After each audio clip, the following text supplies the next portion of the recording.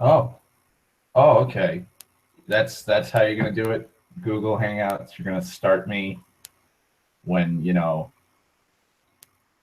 like you're just gonna start broadcasting without my knowing of it. Wow, that's pretty creepy. Not even done. Not even done posting the fucking links. Uh,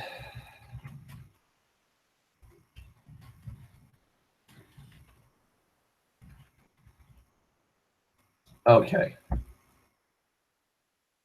Um, First, I'm too tired to stream a game. Like, I would stream Final Fantasy One, like I have been.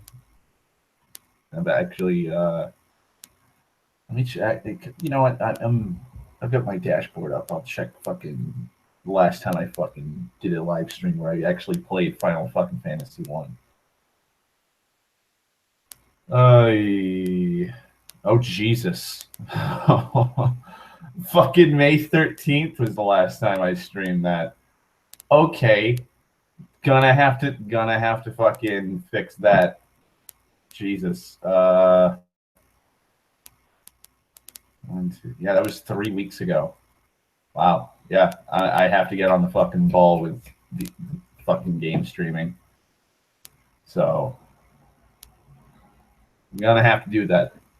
I'll do that Wednesday or tomorrow. You know what? I'll do it fucking tomorrow because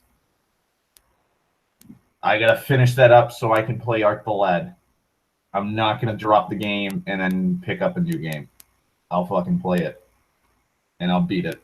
We're almost done. I have to fight Tiamat, get Excalibur, and then just beat Chaos. Like, I could probably bang that out in 4 hours tops. But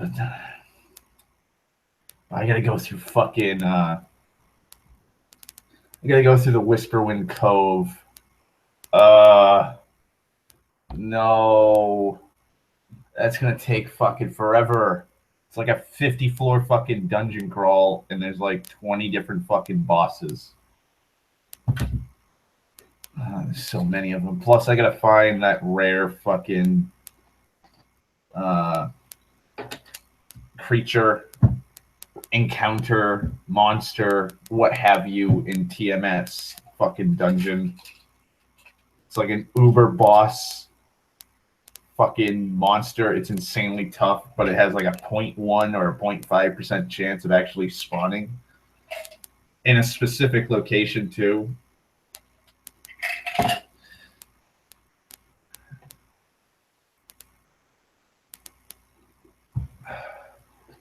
All right. Took my painkillers. So I'm probably going to fucking pass out in maybe 2 hours. All right.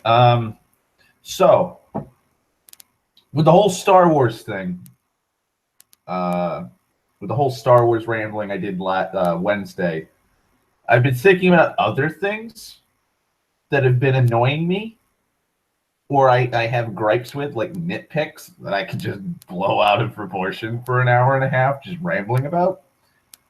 So I've got a few. Actually, more than a few. One of them is, or two of them are tied to the well, it's not even two. It's more than two. I'm just gonna be honest. I'm just gonna be frank. I don't know how many gripes I have with it, but there's a lot of fucking gripes with it. That is 40K, specifically 8th edition 40K. And then the other gripes I have are with fucking, fucking 40K. But it's not it's not 8th edition or anything. It's just Games Workshop and movies. And then the other thing I've been thinking about and just being annoyed with is Oh, God. Oh, come on, brain. I know you're tired. Oh, fuck off. I can't even think about it. It just fell out of my fucking head. So I'll wait. Maybe rambling at some point and then just fuck, as I immediately jump to this fucking topic that just popped back into my head. So with 40K,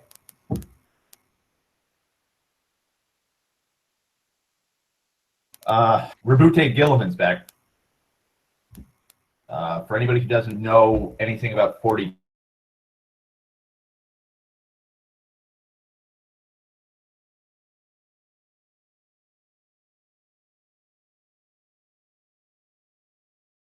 meme, you may have posted a 40K meme. You may have seen a 40K meme. Also, you should know about 40K because Warhammer 40K Space Marine was a very, very fucking good game. I think it was the last THQ game before they went bankrupt or they got bought out. Dawn of War 3, that just came out, which I might buy. I'm still kind of on the fence with that game. I've actually been considering just buying Dawn of War 2 because at least that has fucking, more than 3 or 4 races or factions in 40K's lore. But for those who know a little bit or don't know anything about it, and you just like, okay, yeah, the Space Marines and all that. 40K is set in a incredibly grim, like the term grim dark, I would say originates from 40K. Like, it is the most dystopian future I've ever seen. Like, and that's on a galactic scale. People can go, well, Terminator's a very, I would say Terminator's more grim dark than 40K. Fuck you. There are planets like the fucking future Terminator, and that's just a fucking Monday. I've had friends who mentioned that their friends have brought up like doomsday weapons in other games. And they're like, yeah, that's a fucking terrible, like, awe-inspiring weapon in that universe. That's a child's pop gun in 40K. 40K is just you could probably think about it, crank that shit to 11. That's 40K. There are literal fucking warriors that use sound as a weapon. They're called noise marines, by the way. Fucking one of the most, what I guess you would say it's benevolent, depending on the circumstances, Exterminatus, which is done by the Imperium of Mankind. And Exterminatus, if you can't get what the fucking name Exterminatus means, is the literal decimation and just complete, utter destruction of a planet with a missile. That's it. One missile literally cracks the planet and just decimates it. So in the lore of 40K, and I'll go as brief as I can with it. It's in the 41st millennium, hence 40,000. Warhammer 40K, Warhammer 40,000. Set in the 41st millennium. Most of the lore that's brought up, mainly in the present day 40K, is from the 38th or 39th millennium to the present, which is the 41st millennium or 40th millennium. And basically, this shit's been going on for about 10,000 years in lore because the God Emperor of Mankind is I would say, I wouldn't even say he's a messiah, because that's the hilarious hypocrisy. That's another thing. There's a lot of satire and hypocrisy and irony and a lot of pulp in 40K's lore. Basically, mankind had a it was called the United Human Federation, I believe. Basically, fucking, I'd say, yeah, 28,000 years from now, around that time, was the pinnacle of human technology. We had expanded across the galaxy. We were vastly more powerful than any other species we had encountered, which is the Eldar, picture space elves, and orcs, which are space orcs. And we were so technologically advanced and powerful compared to them that they actually did not want to attack us. And one thing led to another. We apparently were worshiping science as on an almost or as a religious fucking cornerstone in society. And all that came crashing down with the Men of Iron, or the robots. Basically, we built up AI and fucking androids and shit, and voila, a galactic scale Terminator event. And so it shattered the Federation. Earth, or Holy Terra as it's called in 40K, devolved into just a feudal oh god, what's the horrible name? Oh, techno-barbarians. That's what it is. So these techno-barbarian warlords took over Holy Terra, and they took vast territories of the world. So you had like all of North America under one techno-barbarian warlord, like the Middle East, China, Southeast Asia. So all these different chunks of the world are now under these techno-barbarians.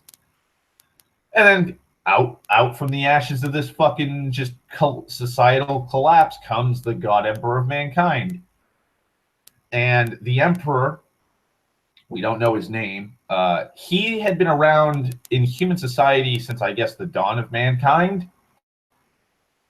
He's like an Illuminati-esque figure. He has always been present in mankind's history, and he's always been steering it towards like reaching its peak. And so he was keeping an eye on things, and then once oh god, I forgot the fucking name of the goddamn age, because there's like the age, the golden age is the age of the Federation and humanity not having the Emperor as their leader. And then I think it's the Age of Despair. I think it might be the Age of Despair. No, the Dark Age of Technology. That's it. The Dark Age of Technology happens, and that's when the Unification War happens, which is when the Emperor finally shows himself. And so he's been fucking playing in the back, pulling the strings and shit like that. He's this vastly powerful, godlike being, but he's still just a man. That's the key thing. Remember that. He's just a man. And so he creates Thunder Warriors, which are proto-space marines, or the Adeptus Astartes, which is one of the most iconic, if not the iconic, character / faction of 40K and Game Workshop in general. So he creates the Thunder Warriors. He pretty much he starts a full-scale world war against all these techno-barbarians, and he either wipes them out utterly or he assimilates them after they surrender to him. And once he's completely unified Holy Terra, he goes to Mars, where the Adeptus Mechanicus are. Take transhumanism to its utter extreme, to the point that it's fetishized. That's the Adeptus Mechanicus. They love to just add giant fucking mechanical things to their body. They despise the flesh. It's like a religious fanaticism, which is, decay. like the Imperium of Mankind is a Nazi-esque, uber zealous, theocratic, like, I'd say junta or oligarchy. It's weird. It's 40K. 40K is weird. And so once he's gone to the Adeptus Mechanicus, he strikes a deal with them. They become allies, and thus he starts creating the real Space Marines. And once he has the Space Marines, and he's rallied the cause of humanity to him, he does the Great Crusade. And the Great Crusade goes across the galaxy, reclaiming all of the lost colonies of humanity. And he's going to create the Imperium of Mankind. And they're going to claim the galaxy once more, and it's going to stay that way. And he creates 20 Primarchs, which are the first. They're the progenitors of the Space Marines. They're superhuman in all scales. I believe they are nigh immortal, if not immortal. They're like 20 feet fucking tall. They are insanely powerful, insanely smart. They are Ubermensch. They are just flawless in every way. And when he's creating them, and they're little fetuses in these little fucking vat-grown jars, because that's how you make the perfect human, I guess. In comes chaos, and chaos, or the ruinous powers of chaos, or just the ruinous powers, or chaos divided, or chaos united, however the fuck you want to call them. They have 40 different names. The ruinous powers of chaos realize what the fuck the Emperor is doing, so they steal all 20 of them and they just scatter them to the four winds of the galaxy. So they're literally babies just stuck on random planets. The leader of the Night Lords, who becomes he becomes Batman combined with Judge Dredd, combined with Punisher, combined with the Predator. In mindset, not appearance. That would be pretty cool though if that was like his appearance. But he gets dropped into a hive world, which is basically like a city, a planetary city, or a city that spans the entirety of the surface of the planet. He gets dropped off there, and it's nothing but it's Gotham. And so he's a baby. He literally chews his way through adamantium because he gets spawned in the core, and since they're nigh invincible, invulnerable beings, yeah, he just digs his way out as a baby. And it takes him fucking years, so he starts growing into adulthood, and once he claws and chews his way out of the surface of the fucking planet, he's like a full-grown man. There's fucking people that get dropped on fucking barren worlds with like giant fucking sandworms, all kinds of shit. Basically, the ruinous powers were like, hey, we're just gonna fucking drop these babies here and see if they die. Also, another thing is they taint them with chaos. So a lot of them have flaws now. So like with the Blood Angels, Sanguinus, or Sanguine, he grows angel wings. I don't see that as really a bad thing. If anything, it makes him more badass looking. He also has a bloodlust. The salamanders, fucking Primarch, I forget his name.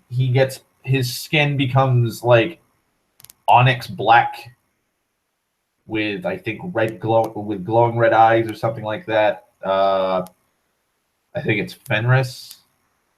He's the leader. He's the Primarch of the Space Wolves. He takes on a more bestial wolf-like form. He's not like a full-on werewolf or anything. It's just like he's got like fucking exposed canines. He's got a lot of facial hair. His nose, the bridge of his nose, is more wolf-like than human. Stuff like that. That's the sort of shit that these guys have. And so the Emperor goes on the Great Crusade, and he reclaims all of his sons, his children, because he considers them his children. So he gets all 20 of them. And then they start creating Space Marine legions based off of them. And those Space Marines, based off of their gene seeds, follow each of the 20 Primarchs. So we have 20 Space Marine chapters. And so they go on, and so they continue the Great Crusade. And basically, Horus, which is the first Primarch, the first son of the Emperor, he gets tainted by the fucking ruinous powers. He turns some of the other Primarchs to his cause. That creates the Horus Heresy. Big fucking clusterfuck where he attacks Holy Terra to kill the Emperor because he thinks he's been betrayed by the Emperor. The Emperor fucking kills him, but he's horribly crippled.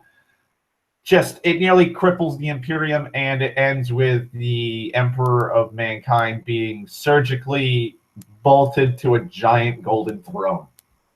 And I'm not even going to get into the golden throne, or I'm just giving you as quick of a fucking summary as possible. And the reason why I brought up the Primarchs is because it's one of the gripes I have. So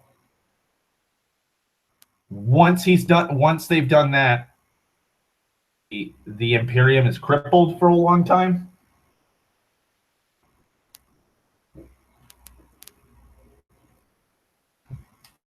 I mean, this entire time, the Emperor keeps telling everybody, do not worship anything. I am not a god. I am just a man. Thousands of years, though, worshiping him. Because people, for whatever fucking reason, it's probably because of all the influxes of fucking strife and fucking civil wars and just backdoor deals in the Imperium of Mankind, a lot of this information has been lost. So much so that there's technology, STCs, I think it's standard technical. Oh God, I forget. It's basically like a USB drive. That's the easiest, most simple term I could possibly picture for you. Picture it like a USB drive, and it has data on it. It could be a weapons design, a new vehicle, like an old vehicle design with like a different type of gun mount on top of the turret, or it has fucking repulsor tech on it, or new types of treads, all kinds of stuff like that. And so the Adeptus Mechanicus, which went from being an ally to kind of being a dependent part of the Imperium, they value that, because a lot of the technology that was used during the Great Crusade has been either completely lost or chunks of it have been declared heretical.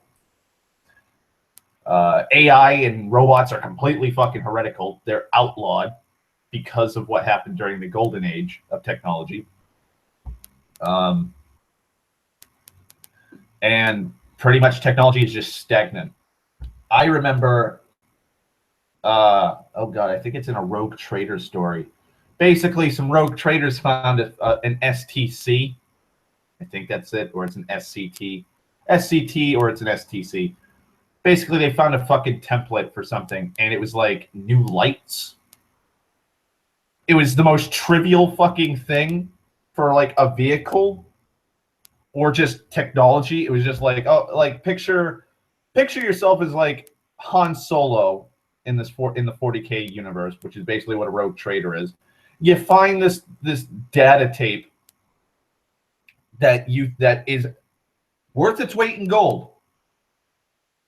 You'll be surprised how much these people were rewarded for getting this thing and bringing it to the Adeptus Mechanicus. But imagine finding it, going, hey, I'm going to get a lot of money if I bring this back, and because you don't have the technology or the equipment to actually see what's on it, you bring it back to the Adeptus Mechanicus, they plug it in, and you see on the screen that it's a lamp.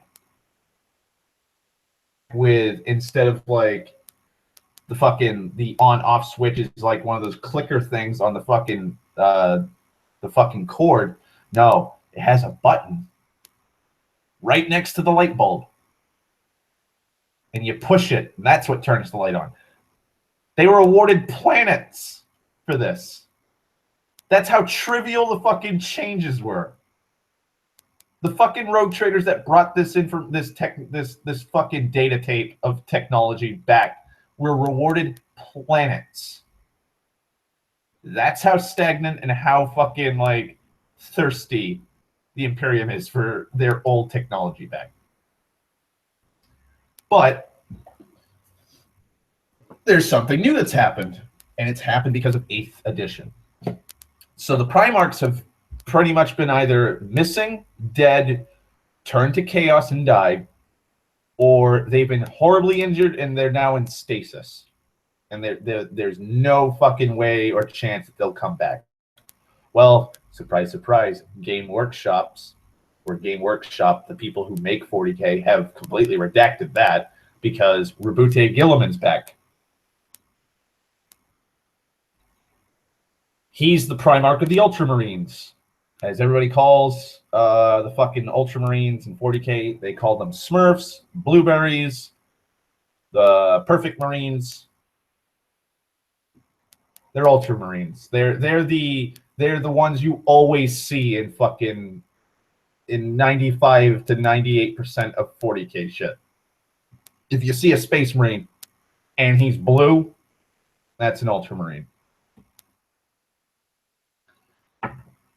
So Rabute was, oh god, was his throat cut? I believe his throat was cut during a crusade by another Primarch who had become a demon prince. And it's a special type of blade. The wound doesn't heal. It's something that happened with Horus.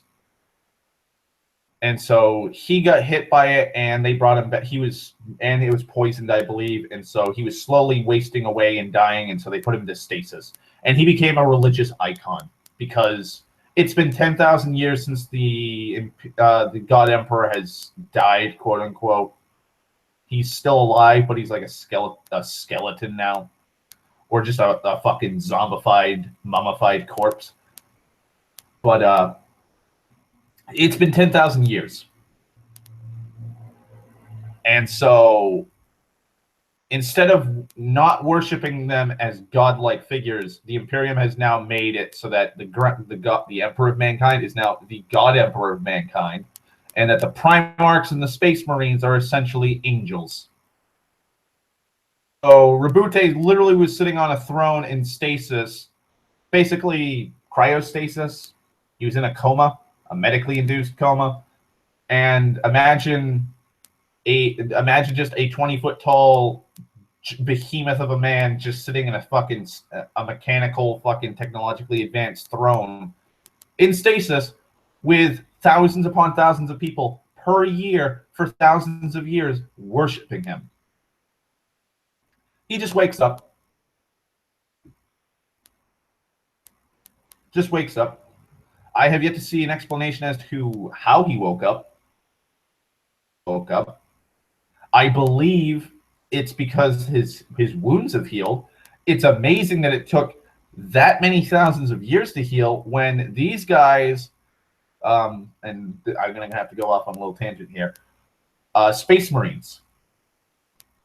Just Space Marines, not the Primarchs. The people, like, Primarchs have gene seeds. Basically, pick their DNA. You take their DNA and then you plant it into somebody. And it's a bunch of special organs and shit. It's a big, long process. There's like 13 special organs that are implanted.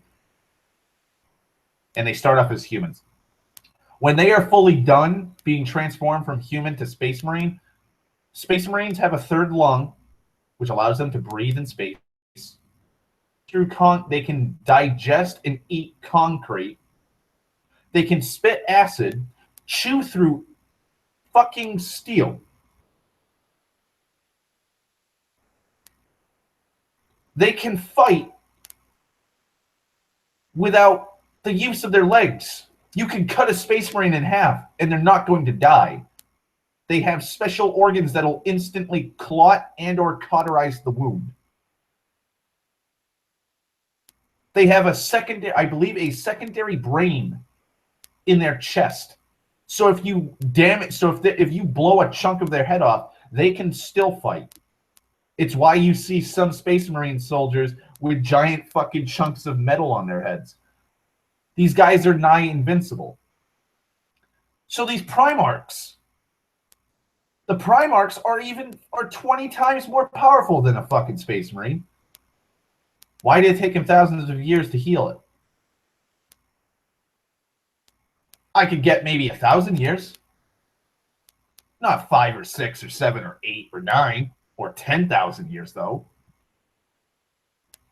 That's some serious fucking poison if it can do that to a Primarch. And so Rabute wakes up. He's confused as fuck.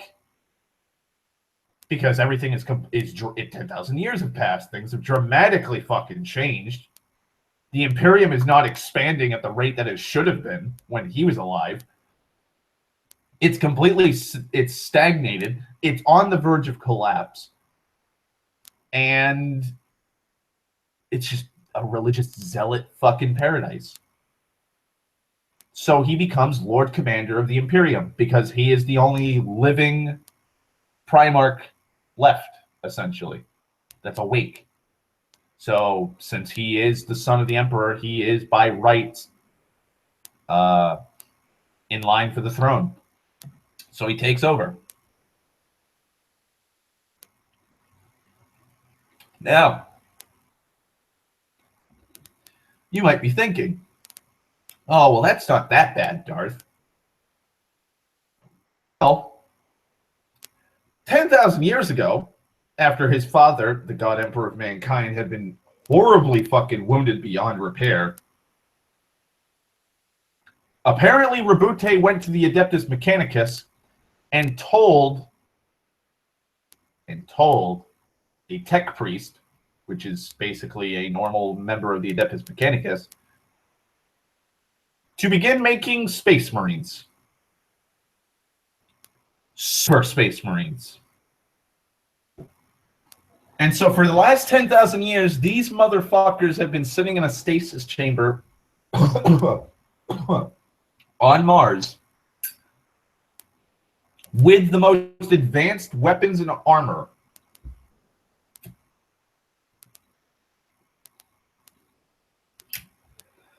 Now, Space Marine lore-wise has changed over the years. The Mark I, which is the Thunder Warriors from the Unification Wars, and currently in 7th edition, there's the Mark VIII. Now, this shows you how long it takes for the Imperium of Man to actually do shit. The Mark VII has been standard for, I think, 1,000 years? A couple thousand years, I believe. Mark VIII does nothing but add a neck guard around the helmet. That's practically it. Aesthetically, that's practically it. It's taken hundreds of years. It's going to take hundreds of years for them to have every Space Marine outfitted with Mark VIII armor.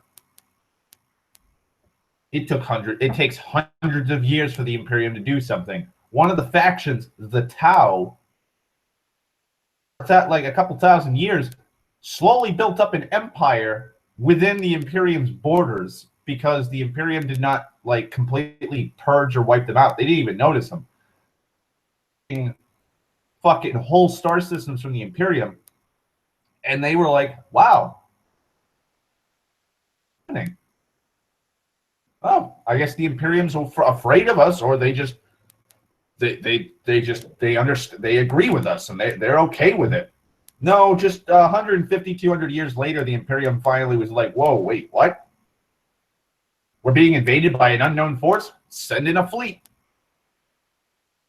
Took them 150 to 200 years to deliberate, analyze, and then send a force to actually retaliate against the Tau.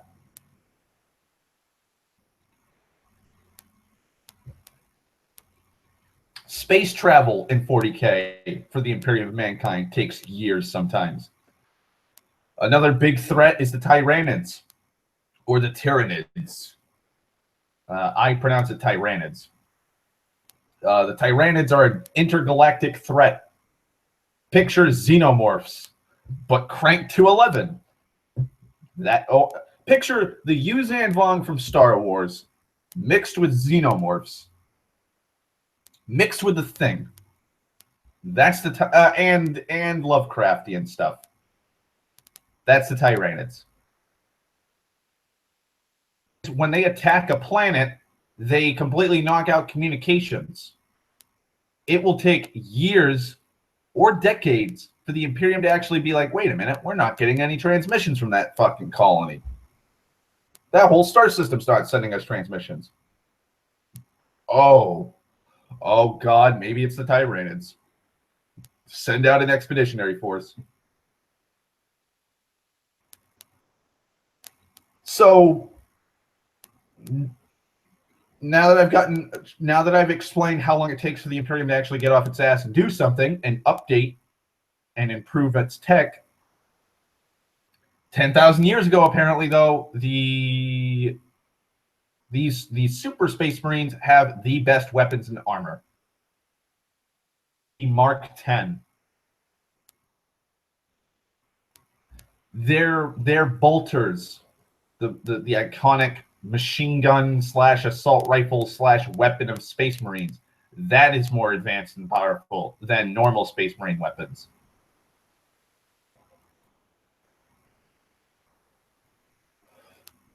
Their gene seed that they are based off of is from all 20 of the pre-heresy Primarchs before they fell to chaos. It's either that or it's all the Primarchs that were loyalists. Because there's the loyal Space Marines, and then there's the heretical Space Marine legions. Or the Chaos Legions. I forget the fucking name. There's so many ways of saying something in 40K. So there's that. And that's a big fucking question I have. Like, because the gene seed of a Space Marine, you would think, is this uber secret top special military thing. You're not going to give that out freely. That's going to be fucking restricted beyond all fucking, like, without a shadow of a doubt. You're not going to be giving fucking gene seed tech out to, like, the normal populace. That's not going to be something traded. That's going to be guarded and sent to, like, one of the chapter worlds where Space Marines are made. All this gene seed fucking tech without anybody noticing. Because the thing about the Imperium is its governmental structure loves to fucking just backstab each other. They love backstabbing each other. They love trying to find out who's a heretic, who's doing this, who's doing what. We gotta fuck them over somehow. There's power grabs. There's all kinds of fucking cloak and dagger shit going on in the Imperium. How the fuck was the Adeptus Mechanicus able to acquire all of the gene seeds of the original Primarchs? And how were they able to amass thousands, maybe tens of thousands?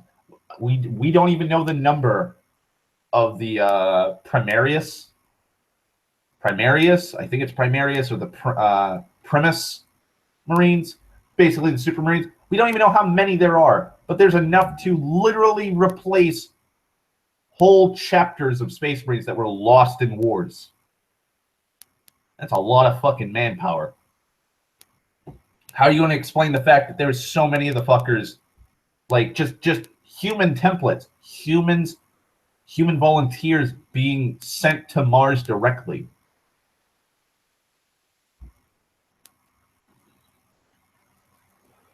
Also, how can you perfect the Space Marine when the Emperor of Mankind made them? The Emperor of Mankind is a smart motherfucker. He's been around for more than 10,000 years. When he finally showed himself, it was the 30th or 31st millennium.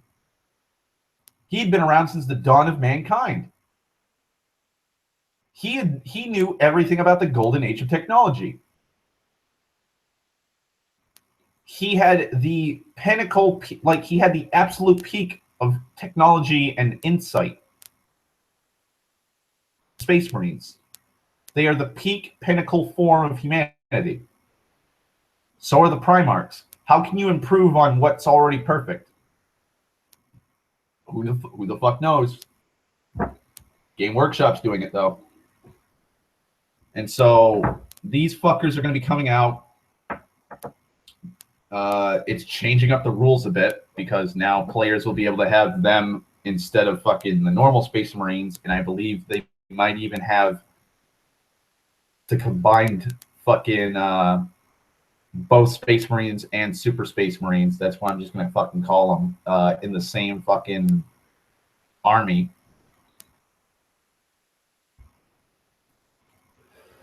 The Space Marine Ultramarine players of the actual tabletop game are going to be fucking killing themselves because they can get Rabute Gilliman in the army. Powered. He has the God Emperor of Mankind's fucking burning sword. He has the I forgot the gauntlet's name. Ancient gauntlet that pretty much shows that he is by right heir to the throne. It's a powerful fucking technologically advanced gauntlet that doubles his damage. It has its own fucking range and weaponry on it. It's just he will slaughter everybody. He also has an armor that's so advanced that if you kill him on the tabletop, there's a chance that he'll come back.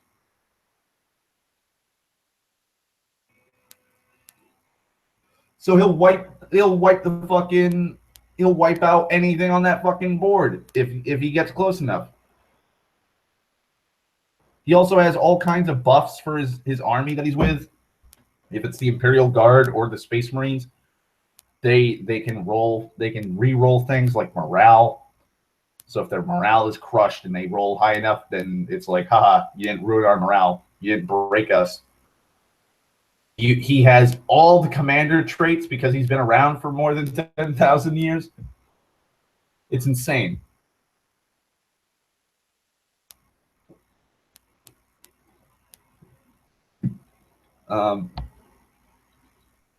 Now, moving on from that gripe, the next gripe is the Tyranids. So the Tyranids have been, for the longest time, explained as an intergalactic threat. They may have come from another galaxy after devouring all life and assimilating it, because they're xenomorph thing monsters. Basically, they devour all life and then they assimilate it into their hive mind, adapting to be the perfect fucking organisms. Sounds cool. It sounds cool. It sounds terrorizing. It's intimidating. An intergalactic threat. And there's almost no way of honestly beating them. I've always said that because you have the Imperium of Mankind, you have the Tau, you have the Orcs, the Eldar, the Dark Eldar, Chaos, and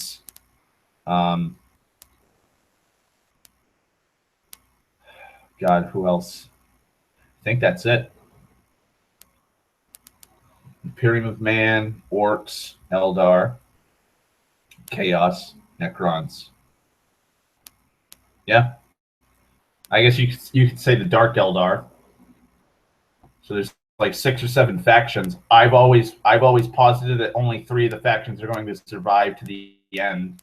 Necrons, because the Necrons are a nigh indestructible army of robots with souls trapped in them that follow beings that devour suns. Chaos, because Chaos can't truly be defeated. It can't, not now.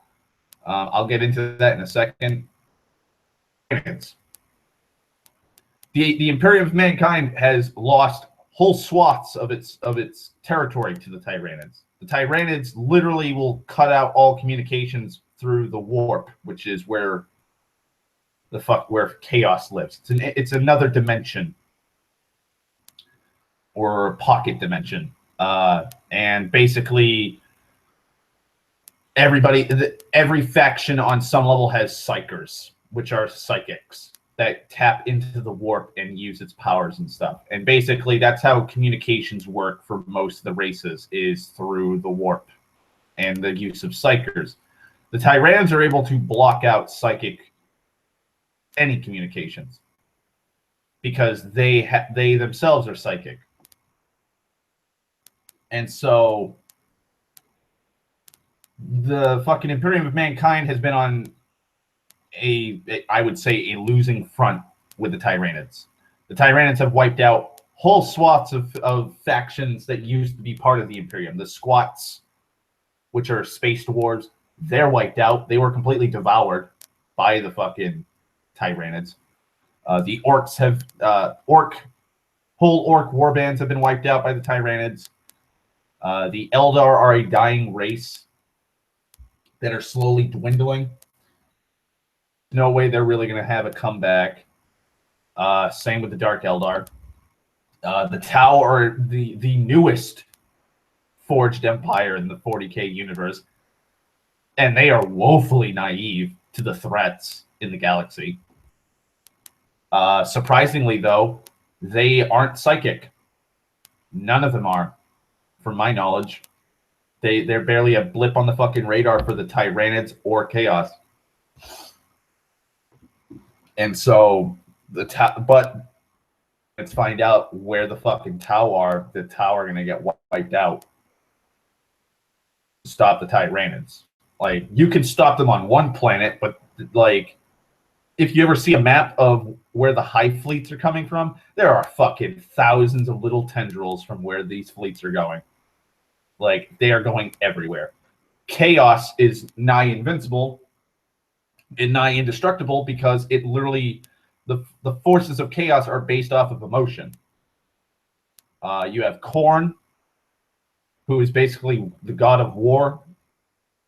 I would say if he or the aspect of war and bloodshed. It's the 40 fucking first millennium. There's nothing but war.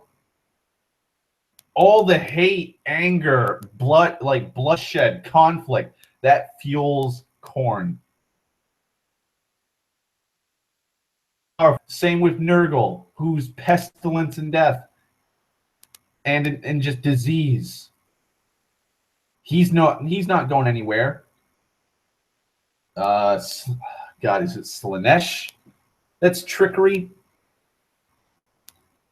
Because you have Khorne, Nurgle, Slaanesh, and Tiznech. I think Slaanesh was the one birthed by the Eldar. Yeah, Slaanesh is the chaos god of lust, greed, excess, pain, pleasure, perfection, and hedonism. And that was birthed because the Eldar pretty much did all those things. And in the 40k mythology, if you believe it, and if there's a lot of people that believe the same thing, it might create a god. So because the Imperium of Mankind has hundreds of trillions of humans living in it. Say a couple hundred, say 20 or 30 trillion humans, because all humans have some psychic potential in the warp. Say 30 trillion humans. And they are full-heartedly stating, like, yeah, the Easter Bunny comes, he brings a basket with chocolates and eggs and goodies for kids. Create the Easter Bunny in the warp. It'll be like the Easter Bunny will literally become a small god within the warp, and he will actually do what the fuck the people believe. In the Imperium of Mankind, the Adeptus Mechanicus and almost the entirety of the Imperium believes that there are spirits that live in machines called machine spirits. So if your car broke down, like your actual car in the real world broke down, mechanic.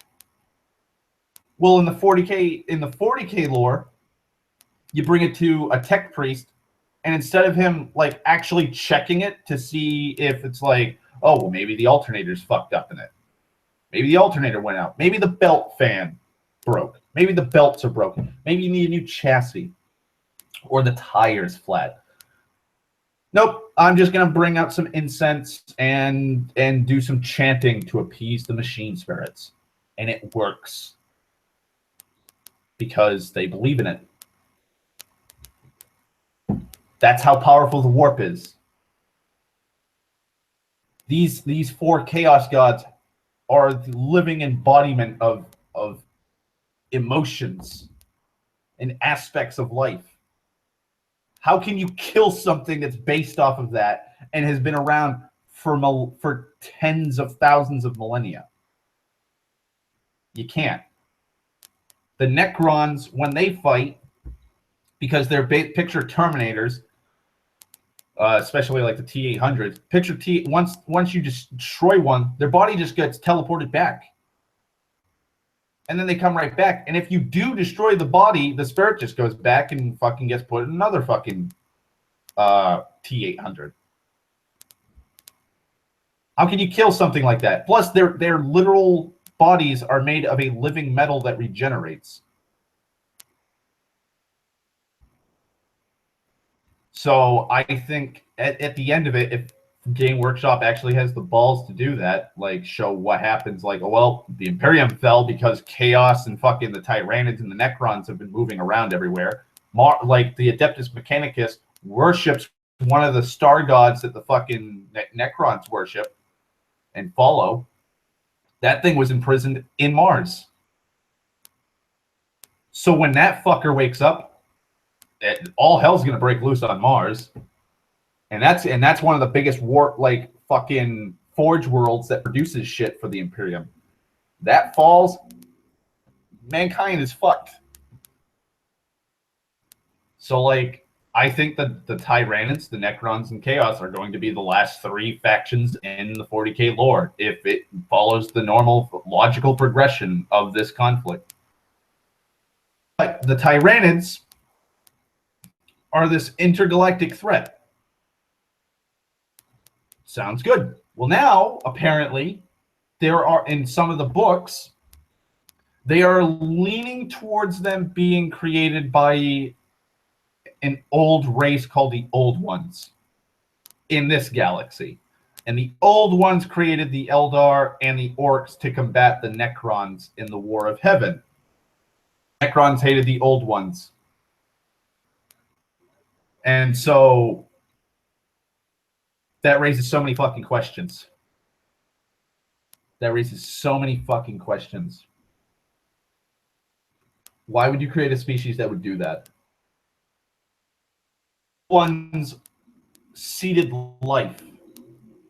That's their shtick. They would go to planets in monolith, and then they pretty much stimulate the fucking species on that planet to either evolve, or they would just create life on a planet. They would terraform planets. That was their thing. They were shepherds. They were around for thousands of millions upon millions of fucking years, tens of millions of years. It's even suggested in the lore that they created mankind. They never got around to fucking like actively evolving us or anything like that, but they are the ones that fucking bred, like pretty much spawned primates. So why would you create a species that literally devours all life in the galaxy? Why? Why would you do that? What happens at one, like, because supposedly they were designed to combat the Necrons, just like the Orcs and the Eldar. What happens when they fucking become hyper advanced?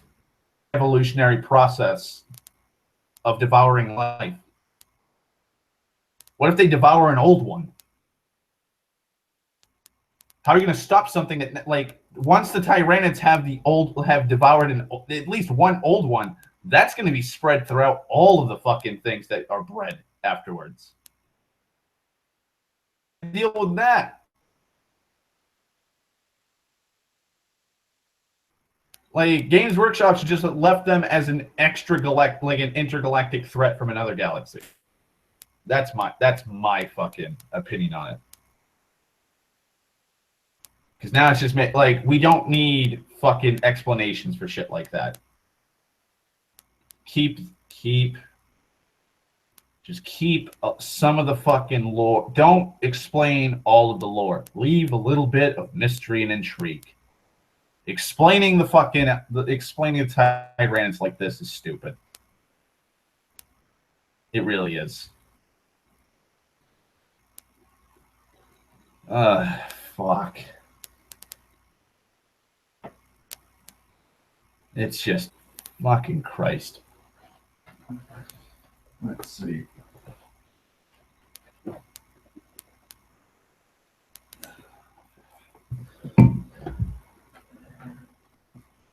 I'm going to have a Mike's Hard Lemonade because I'm too fucking lazy to get up. My father gave me it.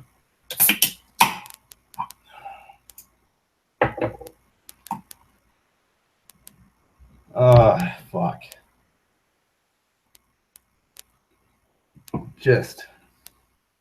I don't know.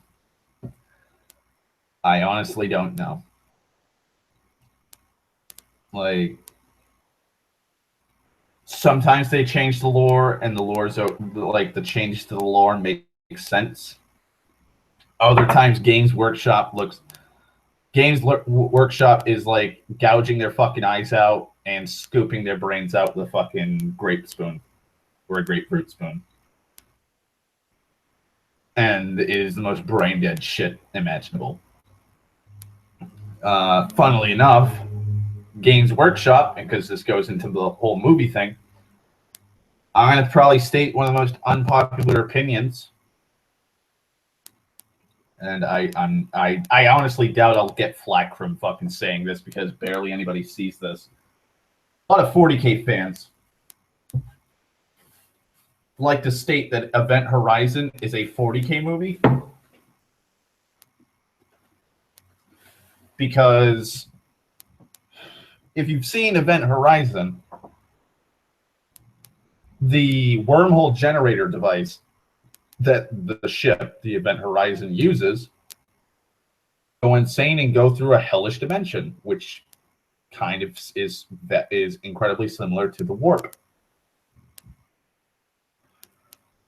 And it's got a lot of like Egyptian, Middle Eastern aesthetics, which is something that the Imperium of Man loves, besides their giant fucking Nazi-esque eagles and shit and Nazi iconography. But I propose that there's another movie, an older movie, that is closer in style and look to 40K than anything we've had, and I doubt we'll like anything we'll ever see. Dune. David Lynch's Dune is probably the closest to a 40K movie we will ever see. And I say that because, yeah, it's Dune, but it's not Dune.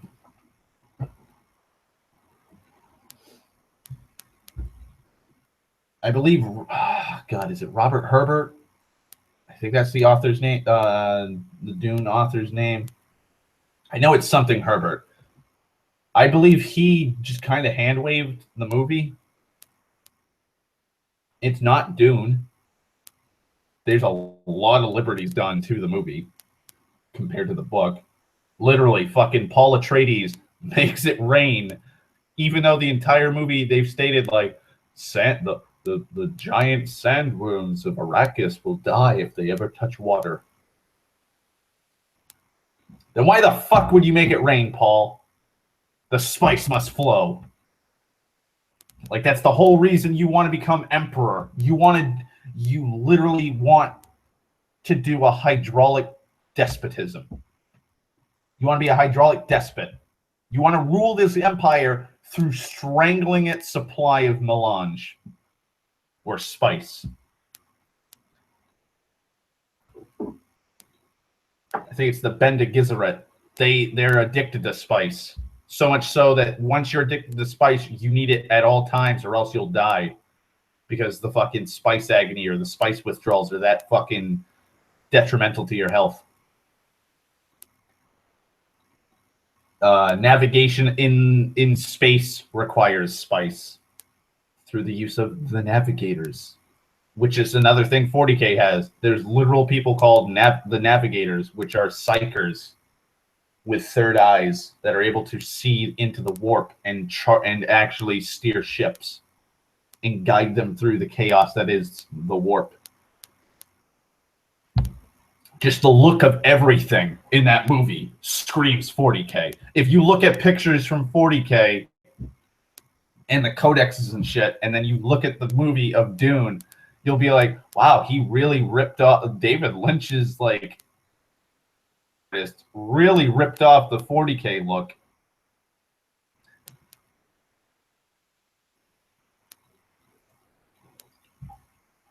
I don't think I've ever really seen anything like, I don't think I've really ever seen anything substantial in artwork for Dune, other than how the sandworms are supposed to look. Also, hey, Sten. No worries. Glad you caught the new episode of Doctor Who. I haven't watched it since David Tennant left. I just don't like Matt Smith's Doctor Who, and Peter Capaldi looks the part. Though I honestly think Hugh Laurie should have, like, I know they don't, for some reason they don't like having big named actors as the Doctor, but Hugh Laurie would have made a perfect fucking Doctor Who. Because I'll tell you this, Hugh Laurie could have gone as House, eccentric fucking weirdo, or he could have gone for a Sherlock Holmes-esque take. Yeah, I heard that Capaldi's leaving. I'm not surprised.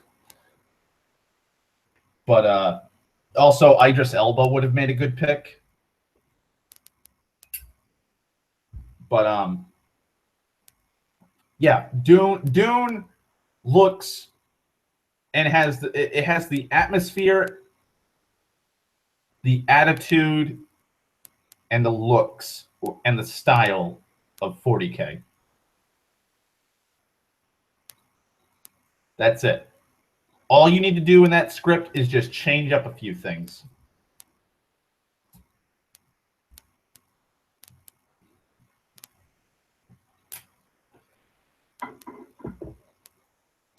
Oh wow, Moffat's leaving. I thought he'd never leave. He's been with the he's been with the show since what, 2006? I think it's 2006.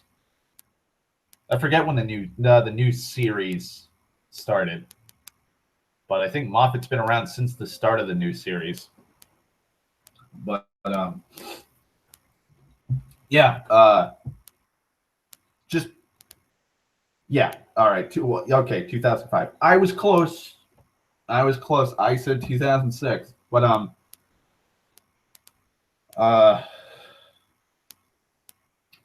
all you have to do with the Dune movie, the David Lynch Dune movie, is change, just drop spice and just make it psychers.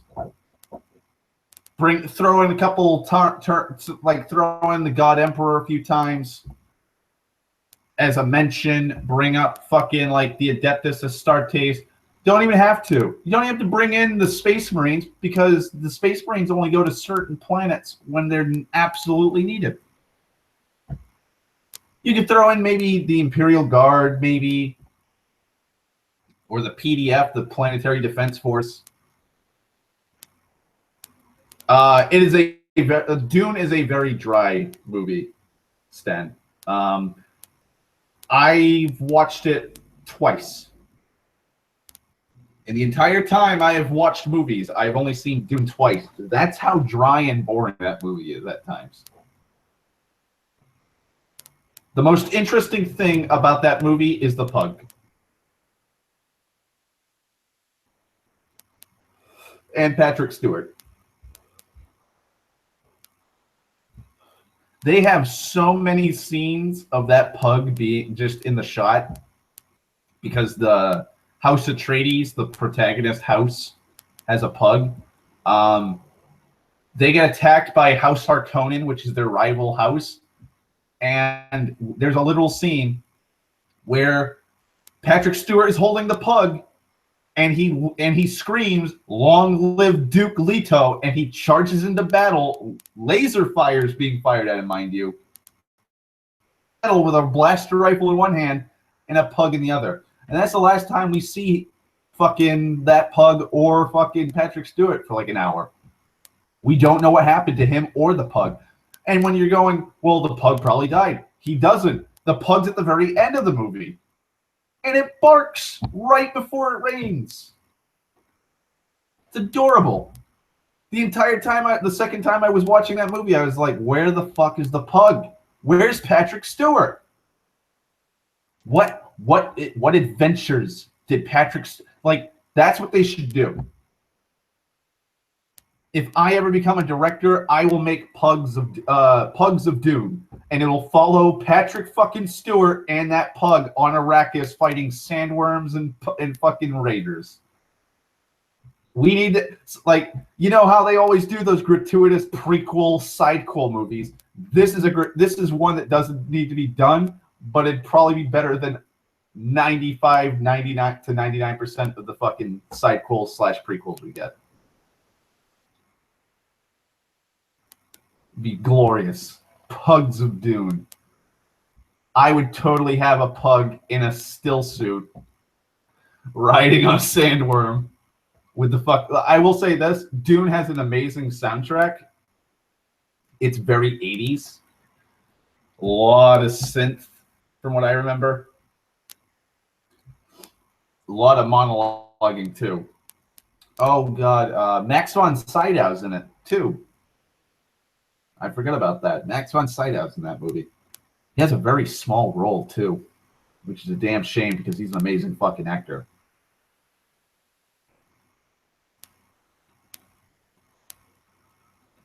Also, if I remember correctly, this is a fun fact, and it shows you how insane people are.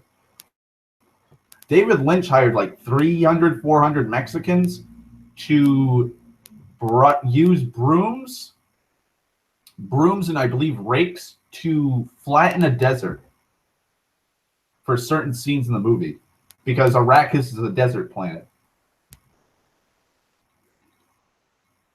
Why you would need to flatten out or rake or sweep a fucking desert, you got me. But he did it. I think most of that movie was shot in Mexico, in the Mexican desert. And Southwest United States. I would have gone to, Tunisia, where they shot Star Wars for Tatooine. That makes sense, because, it's a fucking desert. Most of Tunisia is a desert. It's right on the Sahara.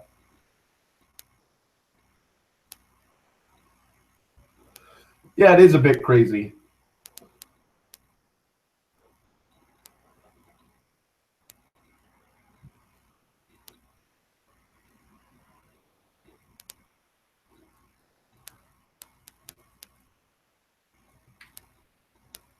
Let's see.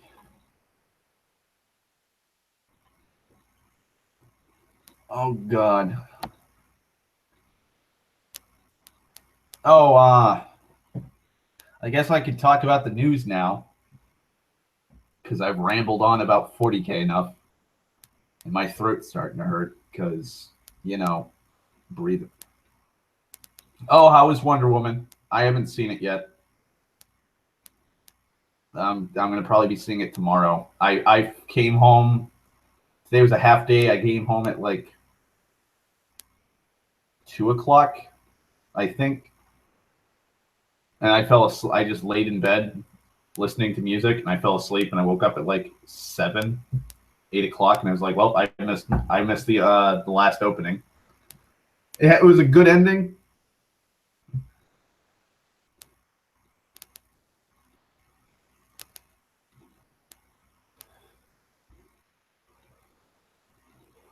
One of my friends on Facebook, without any spoilers,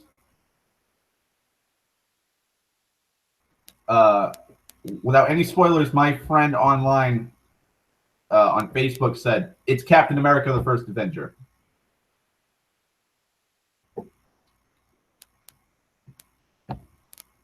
That's basically what he said.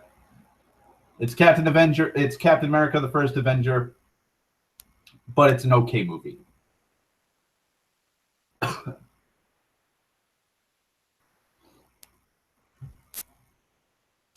He's like, the ratings are not like the ratings that people keep saying that it has are not, are horribly skewed. So I'm going in like I always do.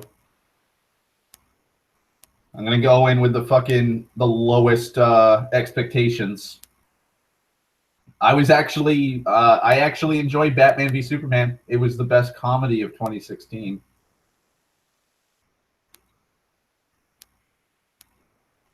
It was the best comedy. Yeah, I know the origins of Wonder Woman. Let me guess. They were just like, fuck those origins. Just fuck them. Well, we're not going to do that.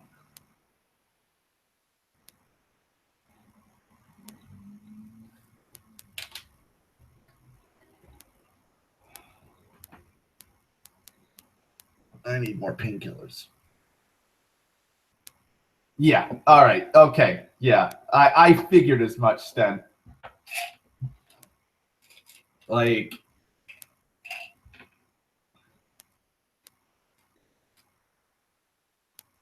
I don't mind if you spoil it for me. I've had a few inklings as to how DC and Warner Brothers were going to do this fucking movie, and I was expecting them to go with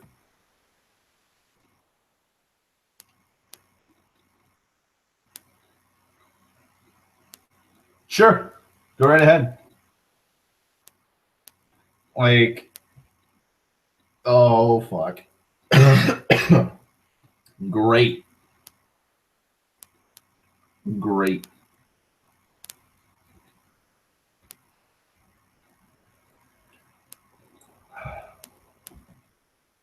Wow. That's stupid. That is so fucking stupid.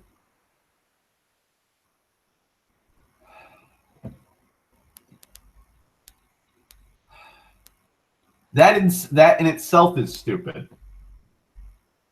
Because that raises a big fucking plot hole now.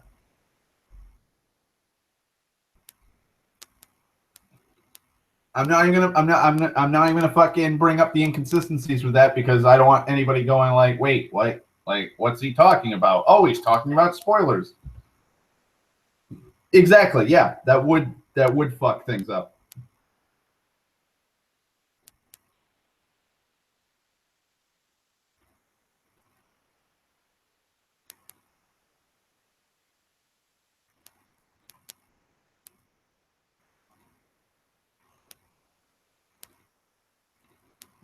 For some reason, I have a weird number. Oh, it's because of a notification on Facebook.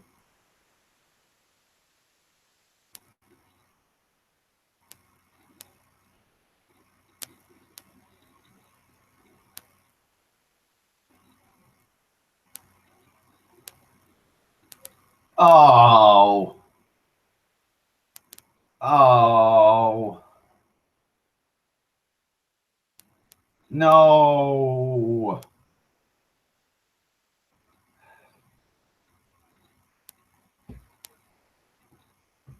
Oh. Okay. Okay, I'm gonna I'm gonna warn everybody. I'm gonna have to warn everybody because I'm gonna bring this up, and it's a plot spoiler. It's a plot spoiler for the movie. Sten has explained what happens at the end of this movie, and it's kind of annoyed me, and I have to bring up a contention because I already know I can see this happening online. So Sten, she.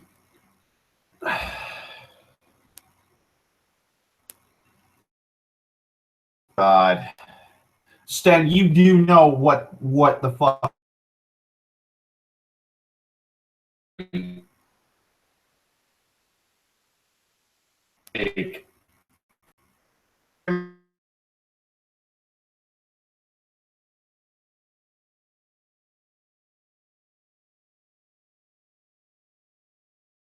backlash for that ending. Basically, Steve Trevor, I think that's his name.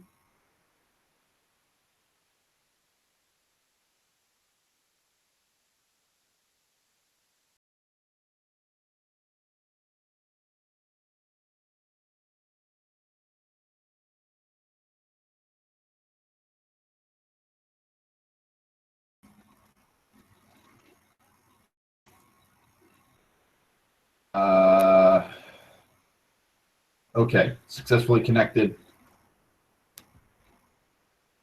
Okay, so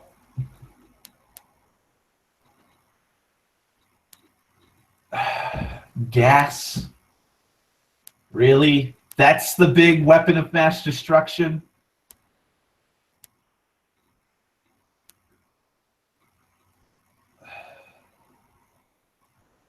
Okay, so basically, Chris Pine,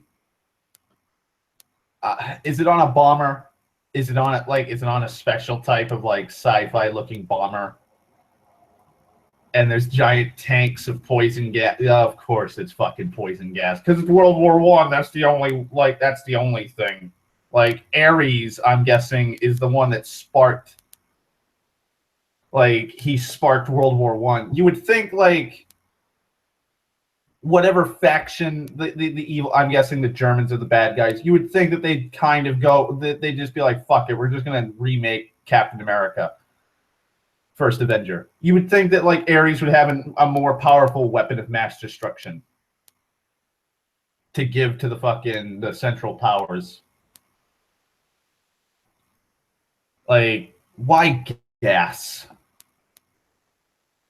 Why not bring up the mythological shit of Wonder Woman? Bring in I don't know. Bring in Gorgons. He fed everyone stuff and people developed it. Why not do a mind control thing?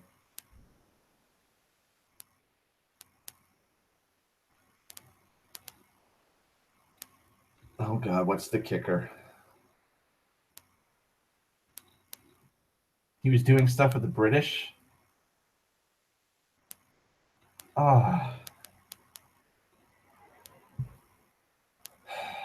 Fucking okay, so for the people who are still here, Chris Pine's character, Steve Trevor, I believe, the American pilot, he takes a bomber that has a powerful poison gas that gas masks can't stop. It's bound for London, and he detonates it while piloting it, so it doesn't go anywhere. So he saved Britain. He saves the United Kingdom, the Allies, or the Entente from being attacked. And so Wonder Woman, who has been beaten by Ares, god of war, goes Super Saiyan, I guess, through the power of love because the man in her life that she met died. And it's the death of a man that allows Wonder Woman to fucking rise up and defeat Ares and kill Ares, the god of war. So does that mean that like, oh wow, this is so this is right before the fucking, oh my God.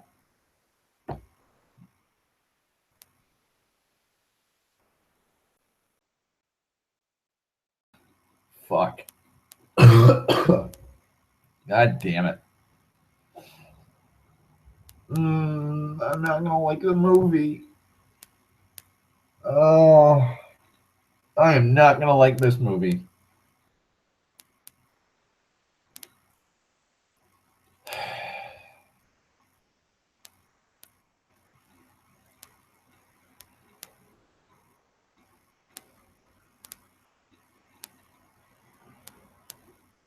Oh my god. I can't believe I'm gonna waste $20 to see this fucking movie.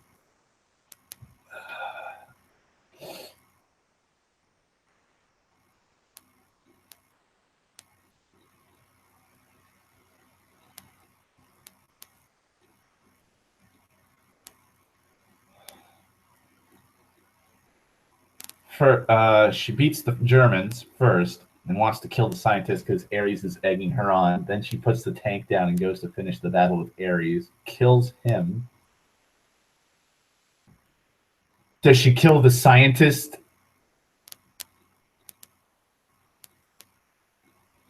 See, mind control would have been a better fucking weapon.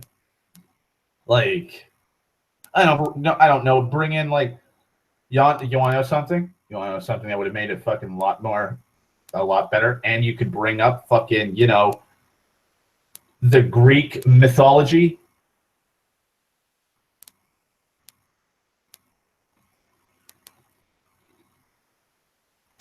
You want to know it'd be a bigger fucking thing? Pandora's box.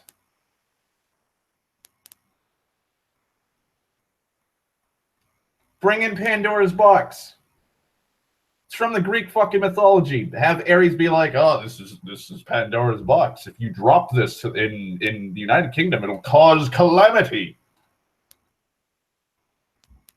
Like, do they not realize? Like, it would have World War I bombers were not really as fucking, as viable as a World War II bomber for its payload. Like, yeah, dropping gas would be lethal, but you can't carry that many payloads, and it's only one bomber.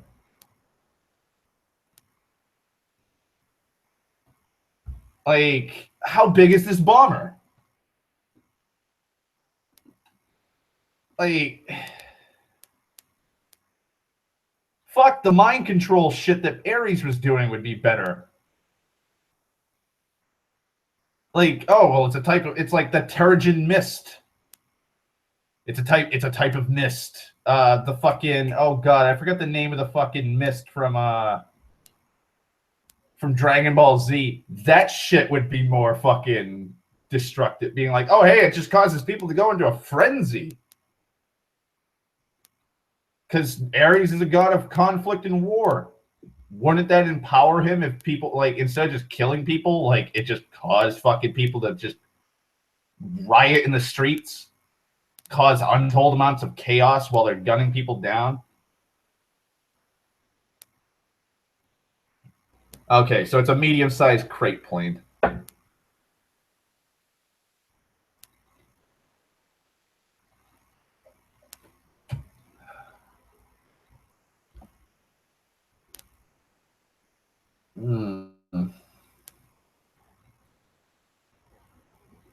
I don't know why they just didn't do something with the Greek gods.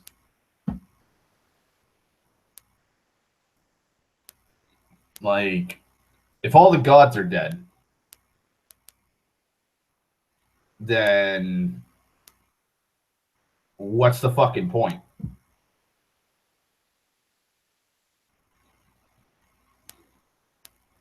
Like, say what you want about Marvel. At least Marvel has all this shit in the background that's still there, so they can do shit with it. You're not gonna be able to do anything with Wonder Woman with the fucking cool, badass, like, political intrigue and the power struggles between the Greek gods and the Pantheon if they're all fucking dead now. If she's the only one living now. You can't do anything with Hades. You can't do anything with Zeus being power hungry at times.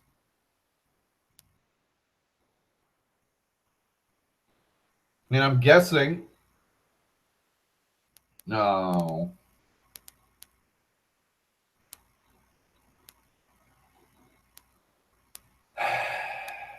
So she's a literal Deus Ex Machina.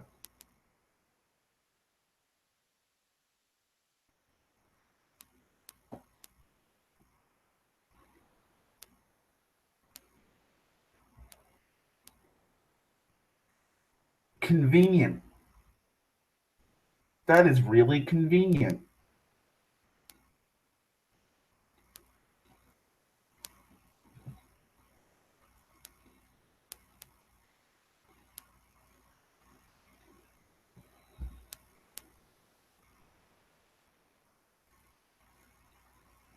Ay, ay, ay.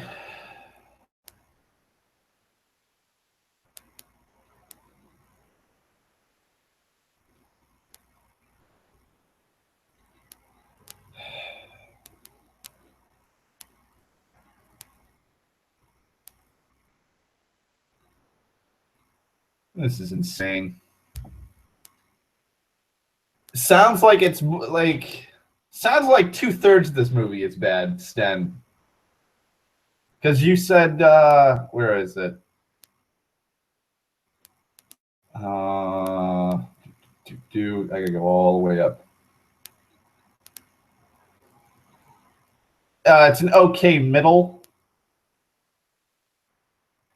Wow, you can be invested. You can be more invested in Superman than this movie is. Oh wow.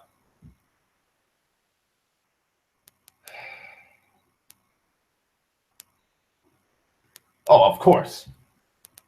Of course, Zack Snyder has his fingerprints, and like his hands in this cookie jar.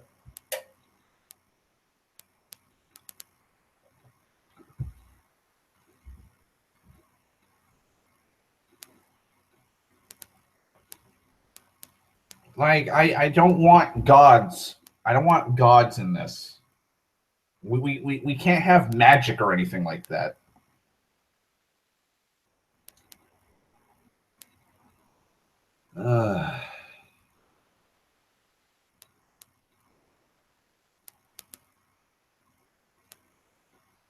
Here's my thing, because now this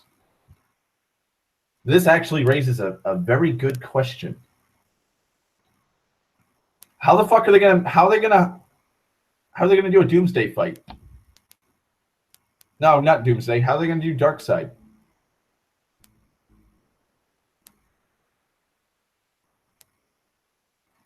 How are they gonna have a Darkseid fight with any tension?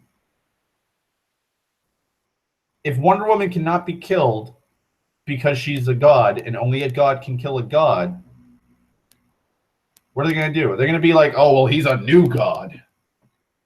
That's what is like. It's right in the name. He's a new god. That way he can kill her. Well, that's like he's called a new god, but I don't believe they're actual gods.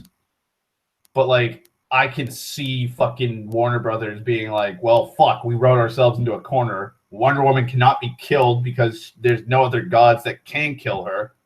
So we're gonna have to say that a new god can kill a god because they themselves are a god somehow. Because it's like, what tension is there? Yeah, Batman may die from the Omega beams or the anti-life equation. Fucking the whole Justice League could be wiped out. Wonder Woman can't be killed. Fucking Superman can be killed by the Omega beams or fucking the anti-life equation. Wonder Woman can't. Wonder Woman's the only immortal on the team. She can get the shit beat out of her, but she can't die. She can't be killed. She's God. Can't kill a god if you're not a god. So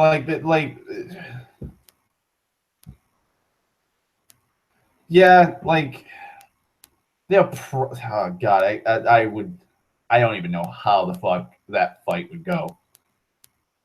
Like with Marvel movies, with Marvel movies, I can, or just in comic books, if I read a comic book or I remember a memorable scene from like an animated show, and I really love it, and I want to see that. I can imagine that actually be taking place shot for shot in a Marvel movie, maybe with a little bit of maybe a few tweaks here and there. Maybe like one of the heroes that are fighting in that scene or villains is changed to another villain, but I can see it happening. With DC though, I can't imagine that. Like the fucking Batman v Superman fight is not at all like it is in the actual fucking book that it's based off of. We don't have the emotional attachment and the fucking history between the two characters in that fight. This is like the fourth time they've met each other. Batman's not doing it to to promote or push his philosophies and ideas on Superman or the world. Superman's not doing it because he wants to try and stop Bruce from killing himself and becoming a martyr. We don't have that emotional weight. If anything, that fight should have been done like 5 movies from now.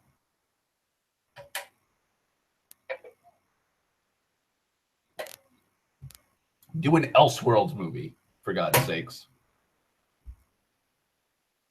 But now we can't because they've already done it. They've already done it. So they already blew the Dark Knight load. Or the Dark Knight Returns.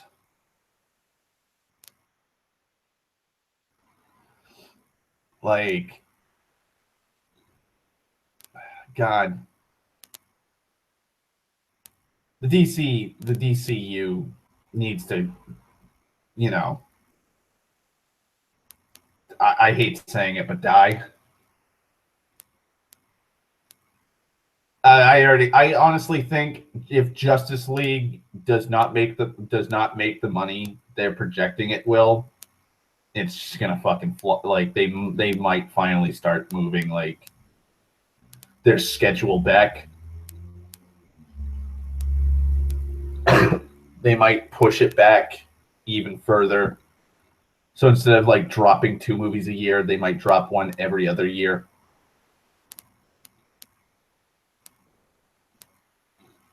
I honestly think Marvel shouldn't be fucking dropping 2-3 movies a year.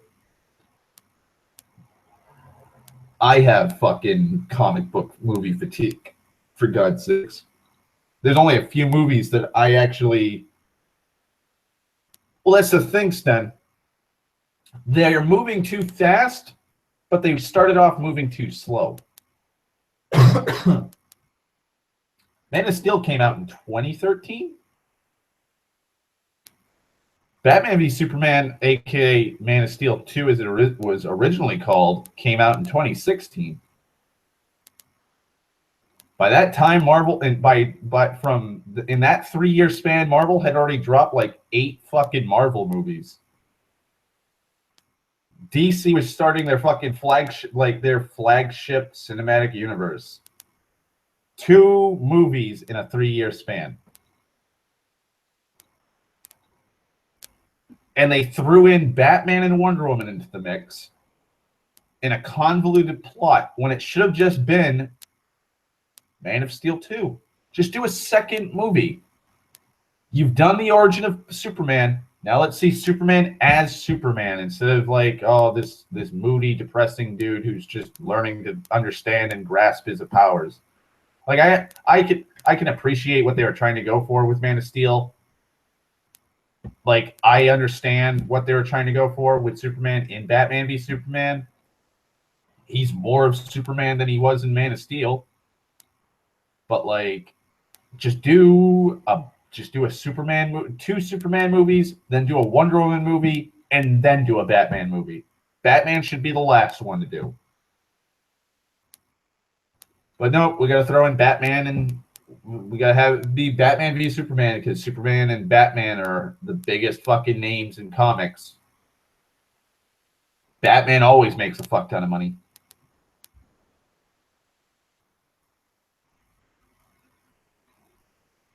And then they ended on a fucking cliffhanger where we're like, we know Superman's going to come back. You just killed, they blew their load too quickly. They killed Superman 2 movies in. That's like in the second Captain America movie, Captain America gets shot and killed.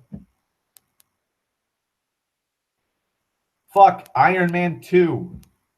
Tony dies. And then it's like, well, you mentioned the Avengers in the first movie, and you were talking about it in the second. How the fuck are you going to do the Avengers without Iron Man?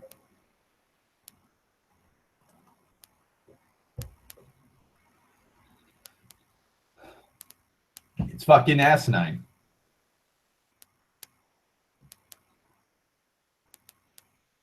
Just do Superman, then Wonder Woman, then Superman again, and then a Batman movie. And then you can do a third Superman movie where the other two meet up with him. And then after you do that, then introduce a second Wonder Woman movie, a second Batman movie. You can hold off on the third Superman movie. Bring in Flash, Green Lantern, start introducing the other characters leading up to Justice League. And here's the other cool thing about DC that they kind of fucking screwed the pooch on. You have 3 Nick Furies. Have Batman, Wonder Woman, and Superman appear at the end.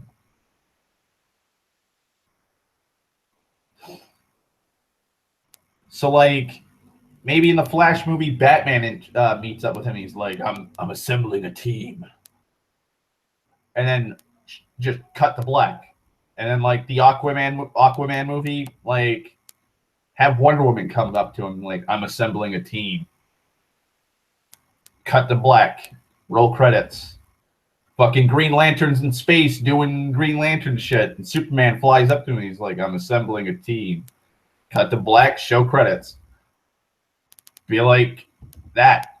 You can do shit like that. Because Batman, Wonder Woman, and Superman are the triad. They are the 3 quintessential main members of the Justice League. So it makes sense that all 3 of them are going out and actually recruiting instead of just fucking Batman. And that's something I've brought up, Sten. Clark Kent is dead. He cannot be brought back. It's going to be kind of suspicious when Superman comes back from the dead and Clark Kent comes back from the fucking dead at the same time.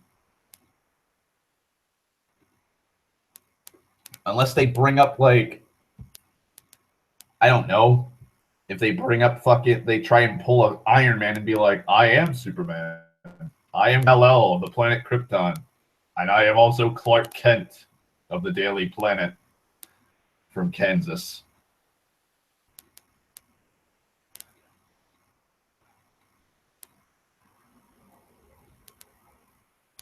Like, I'm really not liking this uber realistic take on fucking superhero movies. It worked with Batman Begins, which is my favorite of the Nolan trilogy. I think it's a better movie than Dark Knight was.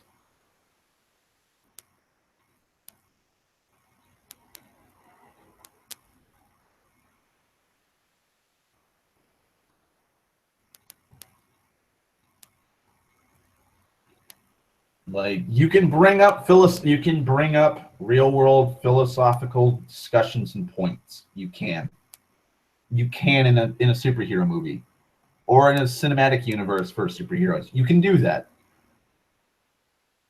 Doesn't mean you have to compromise the silliness.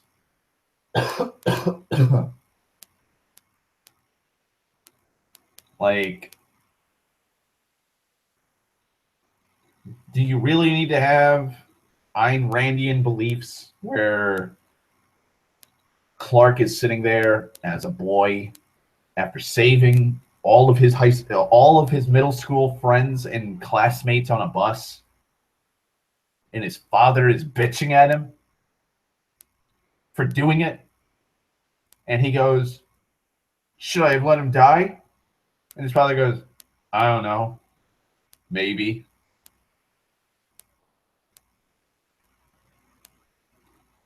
And not only that, Clark's going through puberty. He's experiencing these powers he has no knowledge of, and Pa Kent thinks it's a good idea to bring him down into the bottom of the barn and be like, this is the spaceship you were on. You're a fucking alien. And if anybody finds out you're an alien, they're going to take you away from us and they're going to experiment on you. They're going to dissect you. I love you, son. You're my boy.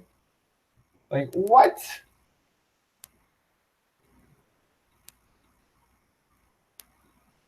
Clark is super fast, but no, I'm just gonna commit suicide because it'd be better than, having my godlike son who has no vulnerabilities currently because kryptonite's not in the movie or anywhere on Earth. Like, nah. You can get hit by a fucking moving train, and that's not, and the train's gonna stop in its tracks with you, Clark. But nah. I think the U.S. government's going to be able to take you away and do something to you, even though nothing can stop you. Let me die. Oh, look at that. Your mother's watching me die, too. Then Batman v Superman has an even more stupid and depressing fucking story that Pa Kent has. There was a massive flood on the farm.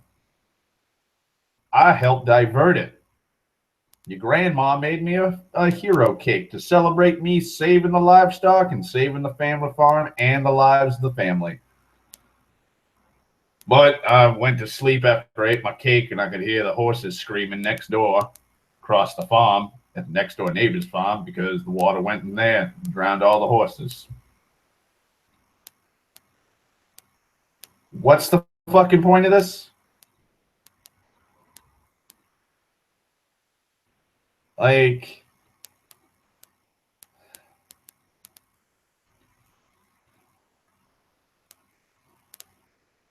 yeah.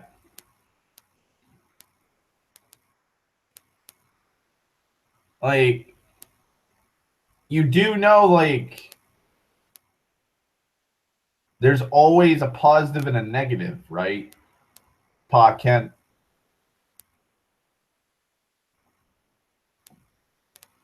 Your son saved countless lives as a child when his bus went down. Pa Kent, here's something. Say your son didn't save all those children on the bus. All those children drowned. How are you going to explain how your son's the only survivor? What do you think is going to happen when people start, the police interview your son and go, well, why didn't you unbuckle everybody else's seatbelts? Or why didn't you help anybody else? He's a boy. He can't, you really think he's going to be able to fucking have the steel fucking balls to lie straight to the police? They're going to fucking be suspicious about it. And they'd be even more suspicious if you tried answering all the questions for him. You weren't there, Pa Kent. You weren't there. A fucking 8 to 10-year-old boy being questioned by police as to how he survived a deadly bus accident. And he can't, Pa Kent has already told him, if anybody finds out you're an alien, they're going to take you away from us and dissect you. Like, that's going to make him fucking horrified and nervous. He's going to panic. Plus, not only that, it's going to make him guilt-ridden. Because he followed what you told him to do, Pa Kent. Maybe you shouldn't help the fucking people.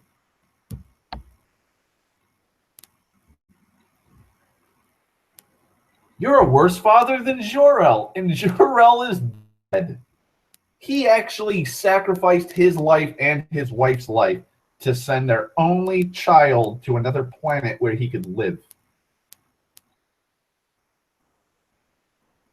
And then look what he did. He helped him he hacked into the fucking Kryptonian fucking world-changing prison ship. Freed Clark. Helped fucking Lois. Activate the warp drive. Or the phantom drive. Told his son that he loved him. Told his son that he's the hope of the universe. That he can change things, that he can do better, he can improve humanity, he can lead them down a path that the Kryptonians didn't choose. Like, that's more endearing and more fatherly than fuck them. I wouldn't help people. I'm an objectivist. Oh, look at this. Look at this, Clark? Have you read Ayn Rand's Atlas Shrugs? It's a good book. I have it on my nightstand at all times. Fucking Ma Kent is better than Pa Kent ever was.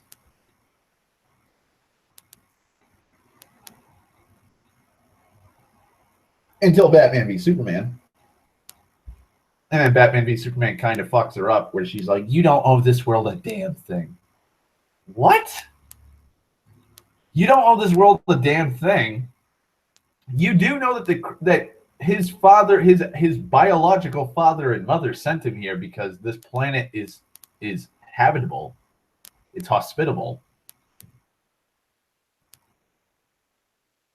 You've clothed him. You've fed him. You've sheltered him. Society has protected him because they believe that he is your biological child.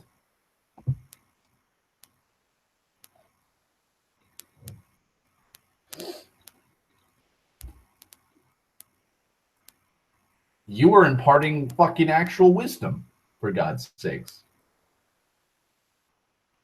And now you're gonna fucking just retract that so you can be like, I'm just gonna be like your father and say, no, you don't owe this world a thing.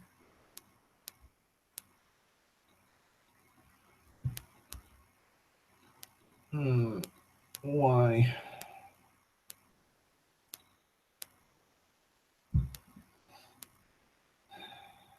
Here's the thing. There are people who can write these characters correctly. They just won't hire them. Like, Ben Affleck is an uber Batman fan. I'm sure his script that he wrote was fucking amazing, but DC and Warner Brothers looked at it and was like, this is too comic book. Like, we need more objectivism and we need more realism. Get the fuck out of here with that script. And Ben Affleck's like, no, it'll make $1 billion. This is this is what the fans want. Batman's a detective. He's a ninja. He's everything Batman's supposed to be. Fuck that. More guns. We need more guns and we need them killing people because that's what made us a lot of money in Batman v Superman. Fuck you, Ben Affleck. Like, well, why the fuck did you hire me to be the director and Batman? Save money to make more money. Also, I think he wrote a 2-parter for Flash, Kevin Smith. Kevin Smith would be great. He could be, oh my God, Kevin Smith for DC's, like the DCU, Kevin Feige for Marvel, the Marvel, the MCU? Huh? Well, yeah, that's the thing. Like, because there was creative differences, I believe, was the excuse.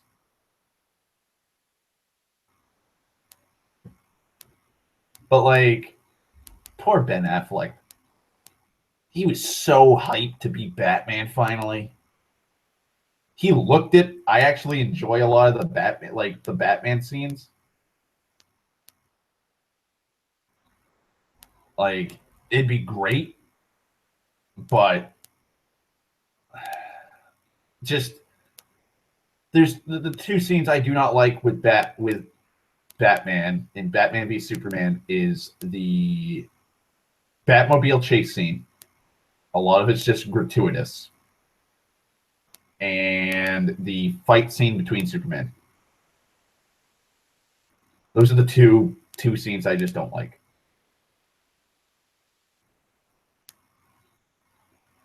Like, everything else in the movie is pretty good. Like, I like it. The introduction to Batman is probably the best fucking introduction to Batman I probably will ever see in a movie. Literally a horror movie. Batman is just chilling in the fucking corner of the ceiling, looking at a cop as he's got his gun drawn, walking into a guy that's been fucking chained to a fucking space heater with a bat branding on him. And he sees out of the corner of his eye Batman just menacingly staring him down in the corner of the ceiling. And the cop instinctively, as any fucking person would do if they had a gun in that moment, tries shooting the guy in a giant bat costume that's just hanging to the ceiling. And then Batman just scurries up the ceiling, a fucking xenomorph, into a hole and disappeared. That's it. The fact that the sex slaves... or the sex slaves that are in the basement that were locked up immediately grab the door after the cop opens it, and they're like, no, we're going to stay here. It's safe. It's safe in this jail cell prison fucking thing in the basement. Still here. And then all of a sudden the guy's like, what demon? And then you just hear the guy that's getting branded screaming upstairs. Like, that is a great intro to Batman. But then you have the scenes like, tell me, do you bleed? You will. Like, who the fuck says that? Come on, Batman. Stop being such a xenophobe. Christ.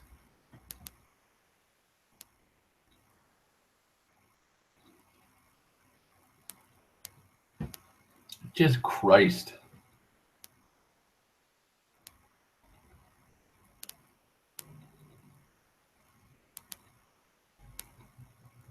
Of course, I have to fucking bring up the fact that the warehouse scene is probably the best Batman fight scene ever.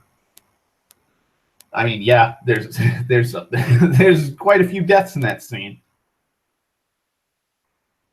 I'm okay with a Batman that kills, honestly.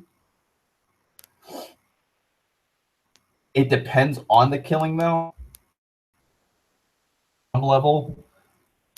Like, if Bruce is enjoying the killing, then I have something wrong with it. If Bruce kills, like when Bruce was holding the gun, and he was pointing it at the guy at fucking KG Beast with the flamethrower to Martha's head, like him firing the gun and killing KG Beast in a fucking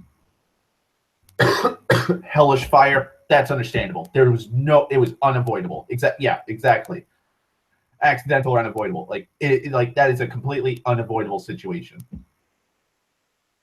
Bruce is a man. He's not Superman. He can't move at the speed of light. He can't move at super fast speeds.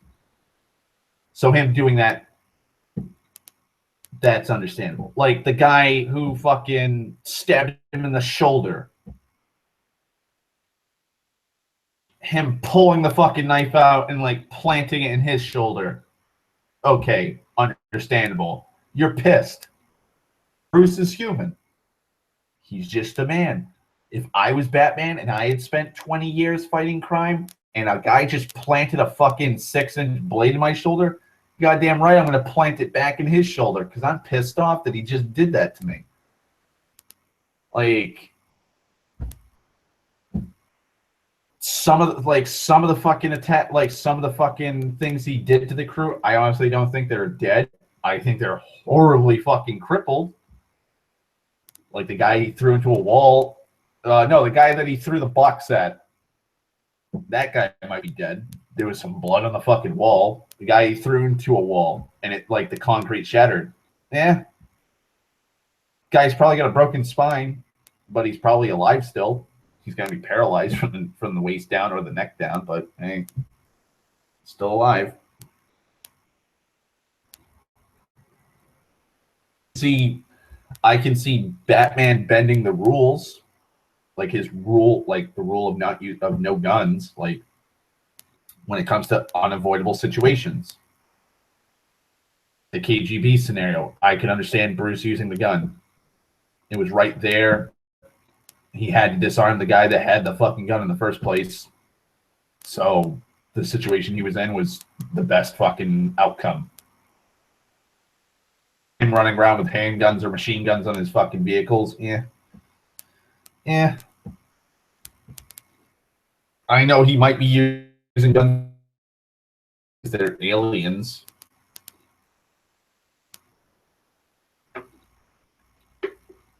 So there's that.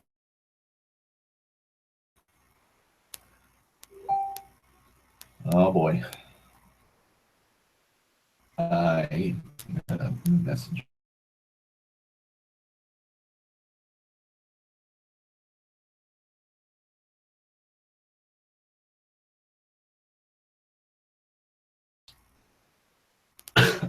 I have to give a shout out to somebody.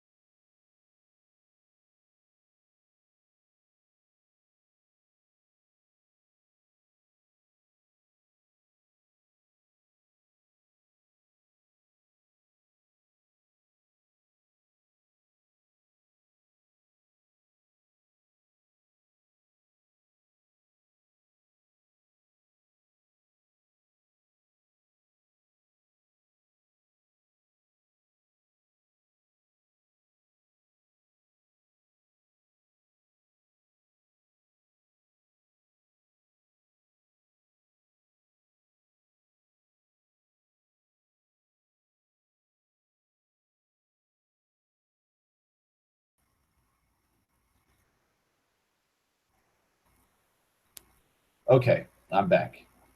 Awesome.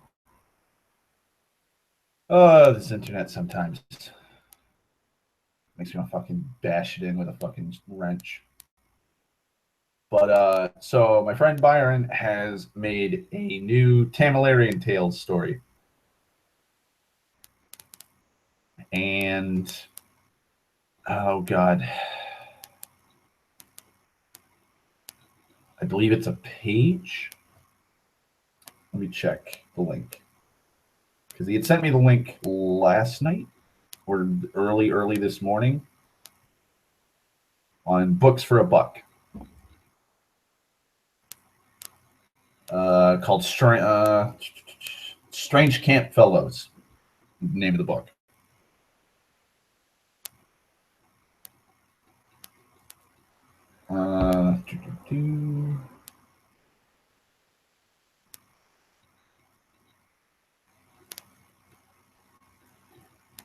So if you are interested in it, I'd follow it. Also, you should subscribe to Byron Obsidious. I'll probably put a fucking link down in the description for his page. I'm sure he might do a video promoting his book, his new book. So there's that.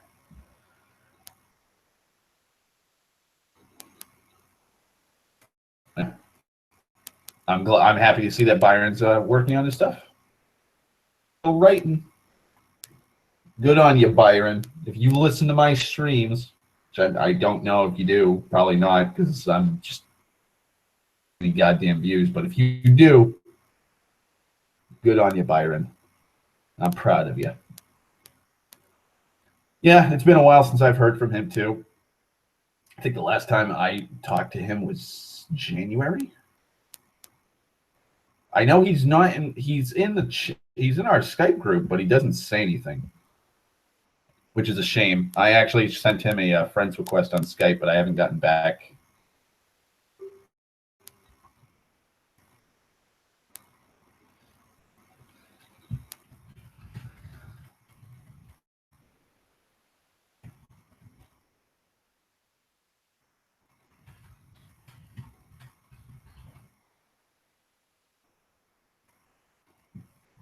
Oh, God.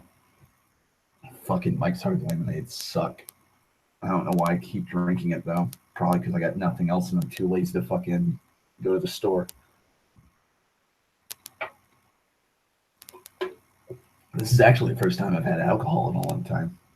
Even though it's like, what, 5% alcohol? I can't even taste it. It's this fucking black cherry shit, and I hate cherry. I do. It tastes like cough syrup, but I can't taste a tinge of alcohol in it.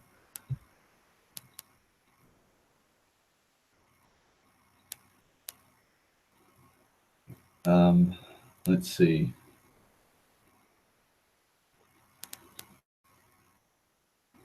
Oh, I was looking at games on Steam. Because I was sitting there and I was going, well, I just put money. I put more money in the fucking bank. I have a surplus right now. I have a few bucks I can spend.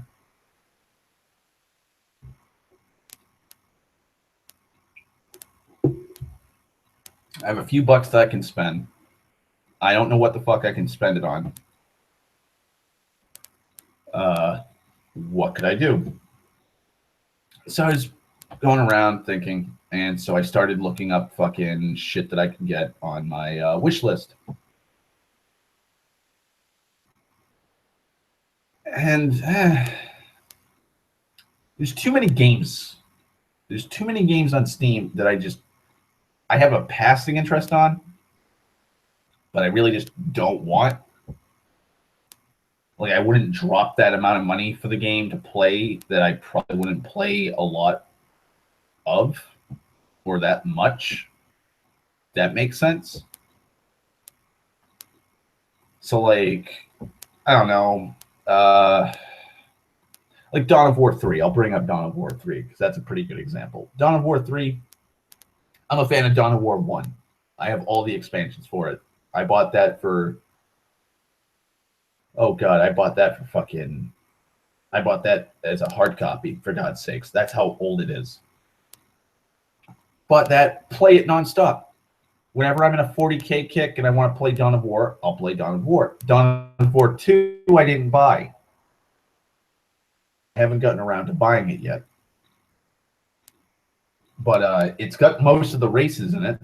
It's got Chaos, Imperial Guard, fucking Space Marines, Tyranids, Eldar, Orcs, Power in it. So it's got most of the factions. It has some things I really like the Death Corps of Craig, which is one of the legions of the Imperial Guard, which are badass. They pretty much look like German soldiers from World War I, gas mask and all. But like, when it comes to fucking Dawn of War 3, though, I'm getting a lot of mixed reviews about it. Like, there's a lot of mixed reviews I keep getting of it. Plus, there's only 3 factions. Space Marines, Eldar, and Orcs. That's it. I don't really want to drop $60 on a game that only has 3 factions out of like the 6 or 7 that could be in it. Oh, yeah, the Necrons. Necrons are also in, I think, Dawn of War 2.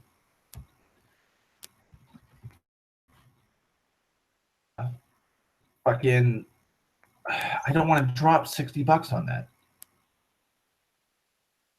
I want it, but at the same time, I don't.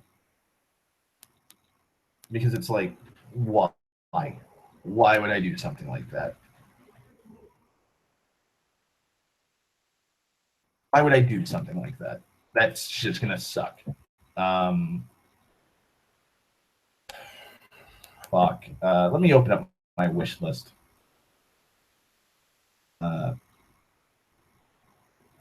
Endless Space 2. I dropped fucking, I think, $40 for Endless Space. Did enjoy Endless Space. I think I clocked in like 50 hours in Endless Space. I kind of lost interest in it because of Stellaris. I'll probably go back to Endless Space just to play that and get back in the groove of it, but I don't think I'm going to drop $40 for Endless Space 2 anytime soon. The Wild 8 I might buy because that's a survival game like The Long Dark. It's like Wasteland meets fucking The Long Dark. That's like $20. I might grab that. Forest Village, Life is Feudal. That's a fucking building sim. I might get that. If there's if there's, you know, like if they actually have combat or some kind of thing where you can battle other AI or players in a multiplayer game, I'd do that. Like some kind of competition. But if I'm dropping like $25 on the game and it's just, oh, you just build a village and that's it, like I already have Banished. And I got Banished for $10 because it was on sale. It was, I think, a 50% off sale at the time. First Strike Final Hour. That's basically global thermonuclear war from fucking War Games, but it's like an RTS strat game that's on sale right now. It's for like $8.40. I might just buy that just for the fuck of it, see what it is. But like the problem is, the game seems pretty meh. Like after a while, like you're just gonna fucking keep repeating yourself. I like games that have a lot of elements that and a lot of play styles that can be changed up. That's why I play a lot of Skyrim, Stellaris, The Long Dark, Banished, Battlefront 2.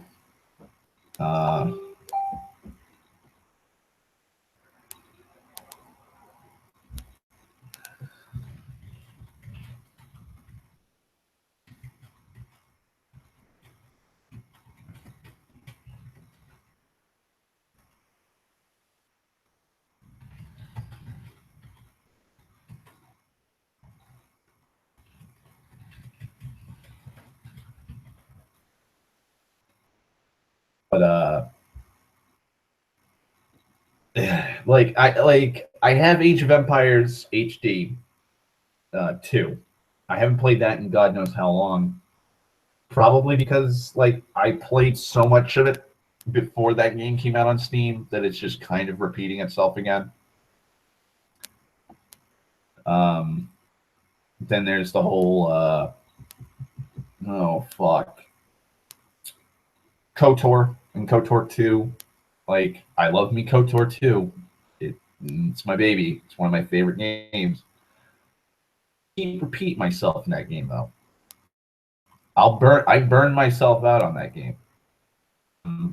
Fable. I'd buy Fable on Steam, but I already have Fable on Steam. Not Steam, but I have the actual I have a hard copy of Fable: The Lost Chapters. Middle Earth, I like to play because there's fucking 6 different factions and there's 6 different play styles and there's multiple little fucking different ways to nuances to each play style. Mass Effect, Spore, FTL, fucking Starbound. Oh god. Yeah, those are pretty much the main big games that I play.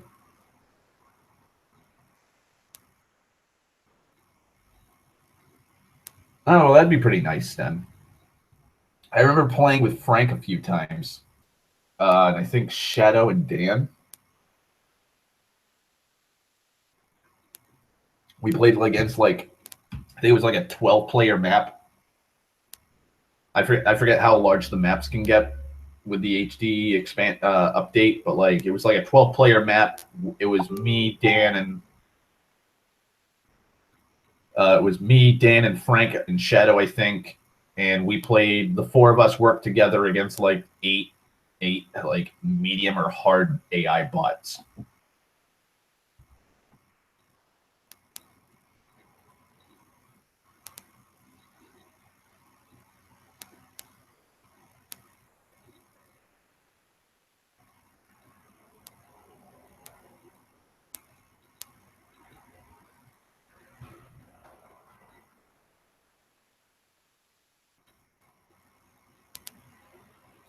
No. Let's see. What are games that I've played that will burn me out? Doom, like old school Doom. I haven't played the new version of Doom, but I'd probably get burnt out on playing that one. Republic Commando, even though I love that game to death. Fable. Star Wars Empire at War, because you can only play as the Rebels, the Empire, or the Zan Consortium. I think that's the name of it, or just the Consortium.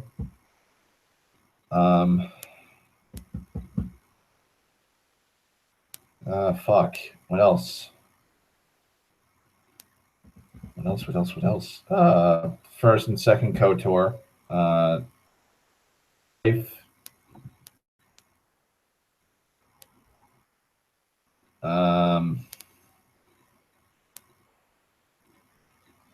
Fuck. Let me check my games. So I think I got 30 games on Steam. No, I got 29.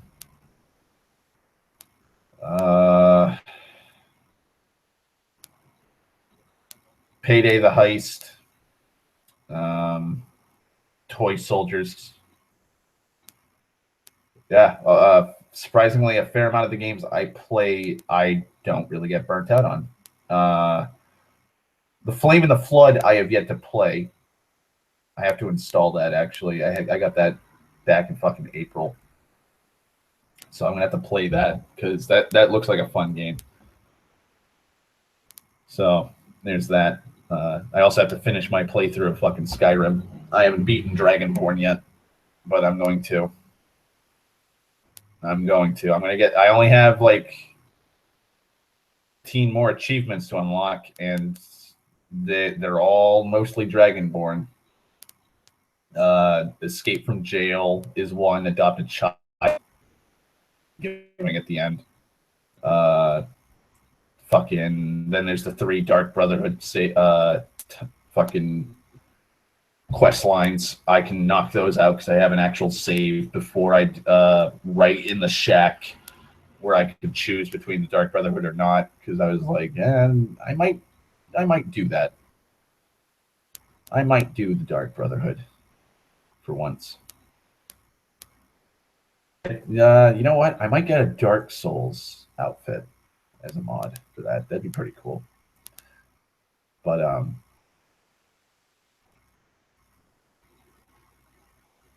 yeah. I watched Markiplier's playthrough of Doom 2016. I enjoyed it for what it was. I didn't really like his play style, which was I don't know what the fuck I'm doing and running around with his head cut off. That was kind of annoying. It really was. There's a lot of times he was fucking up and I kept telling him no, don't do that. You don't need to do that. Just go this way. It'll be so much better if you just do it this way. Okay, well, now you're fucking dead. God damn it. And I hate being a backseat player. I do. I really fucking do hate being a backseat player sometimes. But it's God damn it. Fucking please. I understand that there's sometimes I enjoy and laugh when he fucks up at something. There's a like a common enjoyment I get out of that because I've been in that situation. Like if it's a game I've played, I can laugh with him and be like, "Yep, I've been in that same situation, Mark. You are not alone in that." It's like, no, stop it. You stop it right now.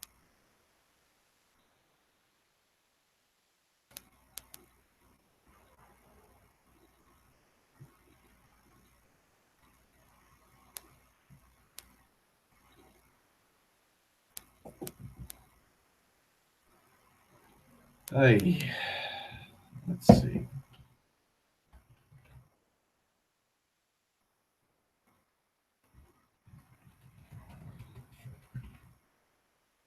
I have to respond. I forgot to respond to my friend.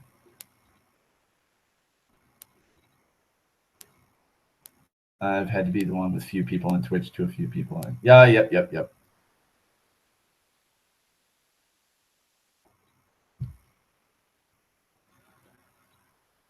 Sucks. That's why I tend to just sit back and cringe. Especially when when I introduce people to a game I played a lot. Oh god, Fable. Like when I was showing it off to all my friends, like this game is fucking amazing. They'd be like, "Well, how do you do this? This is like I'm just gonna put all my points into strength." And it's like, no, don't do that because you see how big your fucking health bar is. Like you don't have elixirs of life. But I'm not telling them that because I want them to play it the way I did, which is trial and error.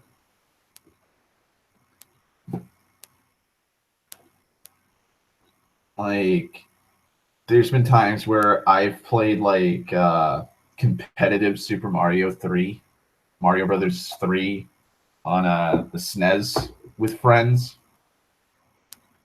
and they'll use all of their power-ups that they get. They don't hoard them in Super Mario Brothers 3. I've had to play with them like that, or I've had to watch them compete with somebody, and it's like, oh, you're fucking... look at him. He's already getting to the warp zones. He's already almost a level. He's he's at world fucking 7 of 8. He still has a full fucking inventory of power-ups, and you're in world like 3 or 4 with no power-ups.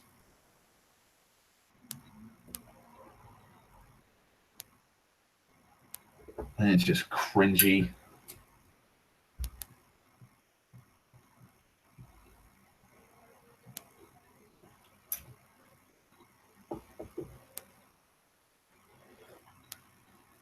God, I gotta fucking I have it's called I think it's the throat itch.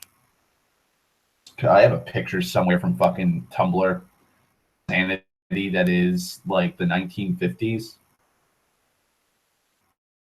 where they had I think it was Santa Claus commercial. I think it's a Camel's cigarette.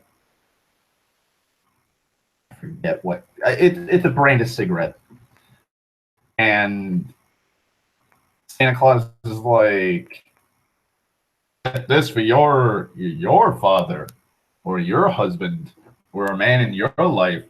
This cigarette's designed to deal with the throat itch. Doctors recommend it. Got a scratchy, itchy throat? Smoke a cigarette." Like talking to you guys right now is making my throat itch. Like right in the back where my tonsils are. That's why I gotta keep drinking.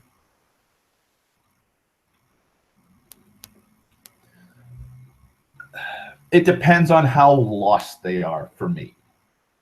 Like if it's an easy, simple puzzle that like I was able to solve when I sat down and actually thought about it, I won't help them.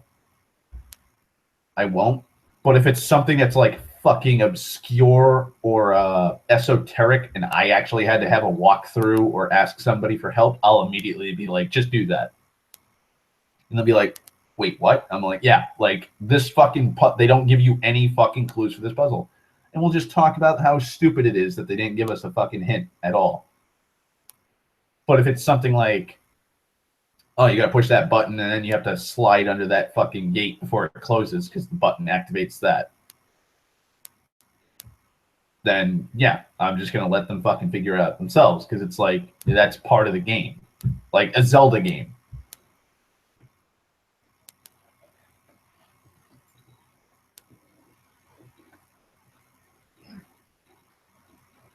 Like most Zelda dungeons, I don't help people with.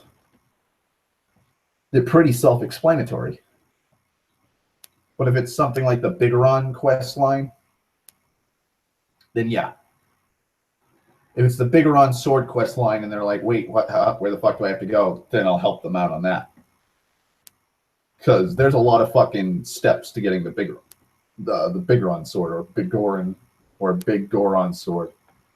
I've always pronounced it Bigoron. It's all one word, bitch.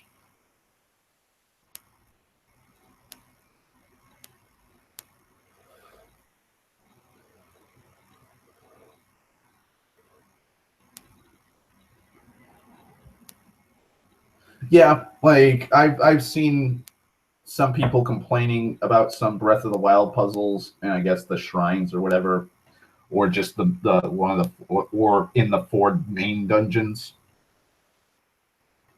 Like I can understand that kind of being difficult because I don't even think a walkthrough's out, or there was a walkthrough out when everybody was playing it.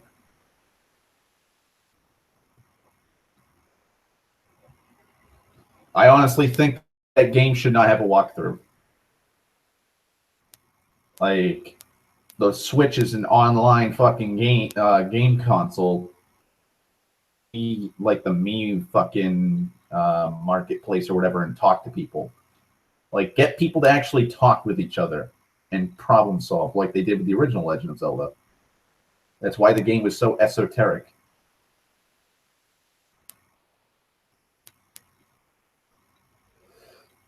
Miyamoto even stated like that's why he designed the original Legend of Zelda the way he did, so that kids who were playing the game would go to school and they'd tell their friends, hey, go to this peninsula, use the lantern, use the candle here, and that'll burn a hole here. In this in the tree, like 3 fucking trees away from the corner of the entrance. Use the candle there, and you'll be able to get rupees. And so his friend will find that out, and then his friend will know something that he doesn't know. And so Miyamoto was like, it'll create a small little community, a camaraderie where people are exchanging secrets and hints and information for hints, secrets, or information. The Wild would fucking be really good for that. But of course, we're in the internet age where people will just do walkthroughs. So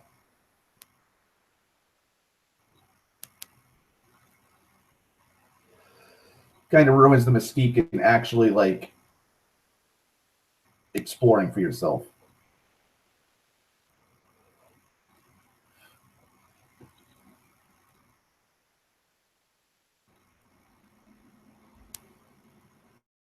If I was in Breath of the Wild came out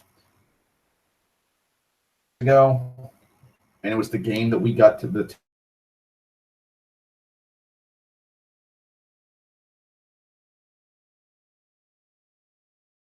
enjoyable asking friends who have the game what they've discovered and then be going out, because it'd be kind of like asking around in game. Yeah, okay, so there is a guidebook, probably fucking as thick as the Silmarillion, for God's sakes.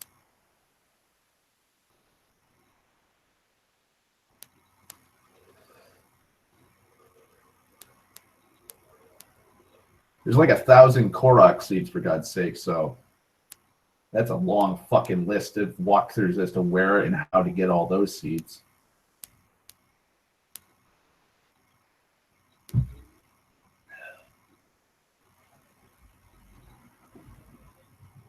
Gee, yeah. Wow. I think it has as many, if not more, pages than fucking the Silmarillion. That's insane. Yeah, it has more pages than the fucking Hobbit.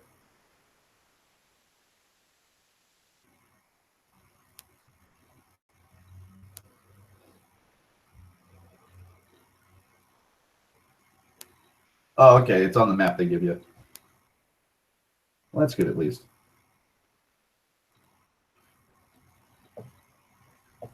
I really think Nintendo should have gone all. I think Nintendo should have went all out and given you like a actual cloth map. That'd be pretty cool. That'd be something that, like, you know, that'd be something that you'd want to hang up instead of the fucking laminated paper shit that they always have. Fucking I remember Spoonie talking about. I think it's Ultima 7 gives you a cloth map of Britannia. That's pretty badass. Games needed to, fucking companies need to, like, gaming companies and gaming companies really need to fucking go back to doing stuff like that. Like, if I order a fucking like if I pre-ordered Skyrim, I don't want the fucking shitty plastic laminate fucking map. I want like a cloth map. I want a figurine. I don't want any of that shit. Just give me something that's actually usable for the game, and it's also a collector's piece that I'll actually enjoy hanging up. They're also putting out DLC stuff, and one of the DLC items is the Korok mask that will signal you when there's a Korok hidden nearby. Yeah. Kind of defeats the purpose of fucking, you know, like that's kind of easy mode. But then again, there is like 900 of the fucking seeds everywhere. So I guess if you don't want to waste fucking like 40 hours grinding to get the fucking things. Oh, hey. There was a tick on me.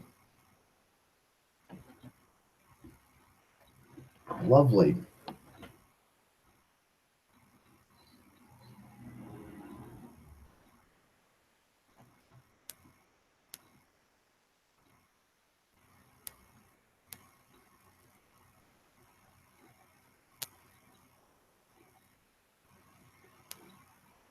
And I don't even know. I think the head's still stuck on my back because I felt something itchy on my shoulder.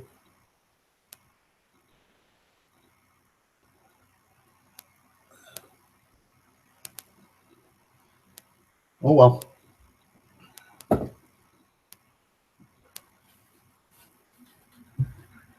I've been bit by fucking so many goddamn ticks over the years. I have yet to get limes. So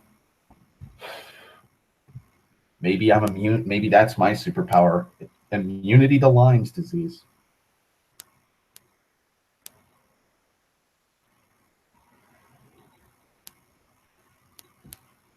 Come on, you. Get up. Come on.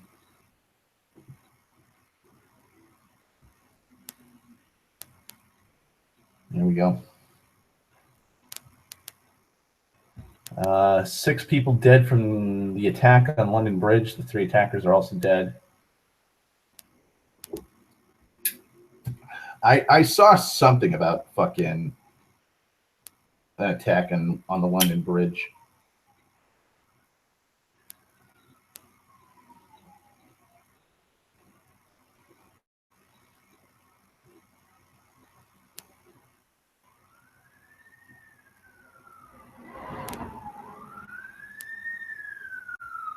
Oh boy. They're coming for me.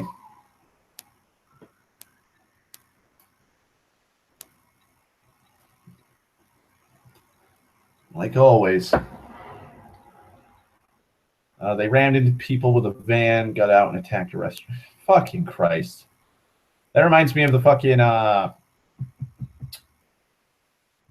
god, I forgot what day it was, but it was in France last year on this time where people fucking attacked. They drove a truck or whatever and struck at least a dozen people.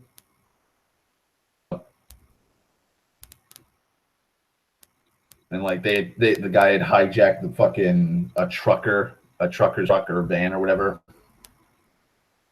were freaking out because I think it was classified as a terrorist attack.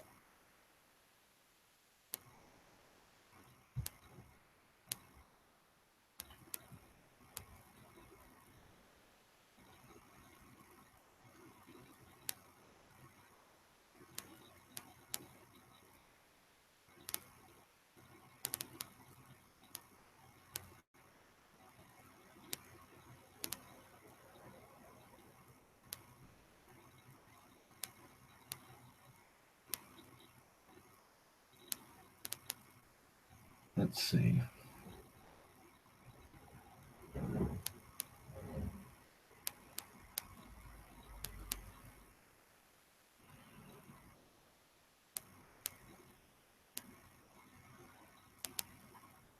God damn. Yeah, yeah, Nice. Yep, that's the one.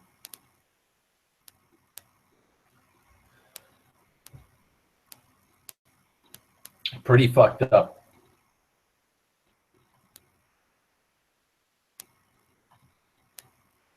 God, there's just so much fucked up shit going on in the world right now. And like, we got the peace accords, the Paris Agreement. Fucking walk down on that. It's gonna take us like 3 or 4 years. So the next president will be able to fucking pretty much redact what fucking Trump did. I've already come to connecting. He's not even fucking. Let's see, February, March, April, May. Not even 5 months into his presidency, and his approval rating is just tanking constantly. It just sucks that he's gonna be fucking praised. But thankfully, fucking, I feel like people are ahead time and be like, yeah, I'm not gonna vote for him. I'm not gonna vote for him. Fuck him. He's an asshat. How many times has he rescinded fucking? He's redacted or folded on policies that he stated. Oh, Comey's testifying next week. Well, I can't wait to see that and watch it. We haven't really been keeping up and up on shit like that, sadly. I've been working so much, and I've been I just come home and I'll sleep. Rarely do a whole lot. Let me check Yahoo. See what the headlines are. Oh God, fucking shoulders. I fucking bandaged up. Oh, Sten, yeah, that's right. You're not even on my Facebook, so you didn't even know. Yesterday, I had to bandage myself up. So, yeah, Friday, Donald got pissy with me because of Thursday. So he had me go out and top a tree. And top a tree means you climb to the top of the fucking tree and you cut down the top of the tree because it's too high to fell. So he did not give me a fucking he did not give me a goddamn chainsaw big enough or suited for topping a tree. He gave me a massive fucking tree. Chainsaw, Jesus. I am fucking scatterbraining right now for some reason. But he gave me a 24-inch bar or a 2-foot bar. That is a beastly fucking bar for a chainsaw, especially if you're climbing up fucking a tree and then cutting it from the top down. So branches were falling left and right. I was trying to grab some of the branches before they snapped off. fucking scraped up my hands all over, briars everywhere. So my forearms were getting cut while I was all cut up while I was trying to drag fucking tree branches out and fucking logs. I got fucking a massive gash on my right shoulder. That's all bandaged up now because a branch fucking it was a pine tree, so you probably know pine trees, when their fucking branches are dead, they can get really fucking sharp, especially if the branches break off.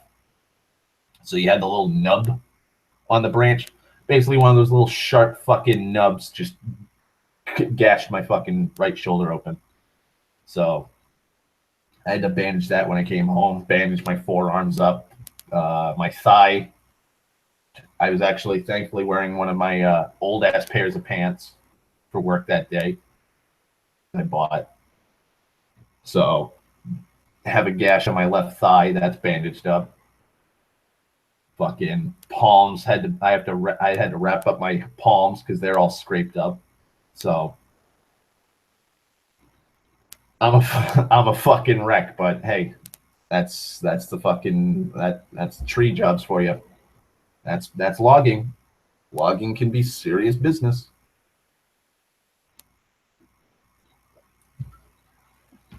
Thankfully,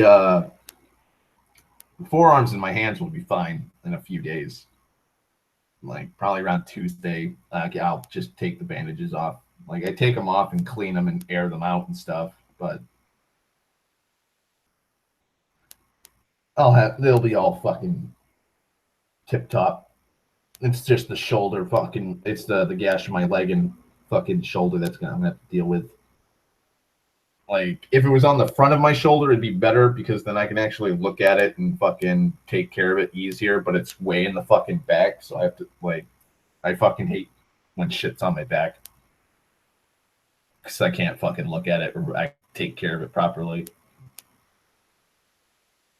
Just another scar though. Just another scar.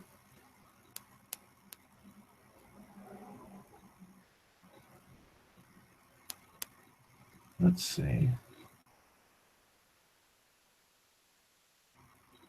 Yeah.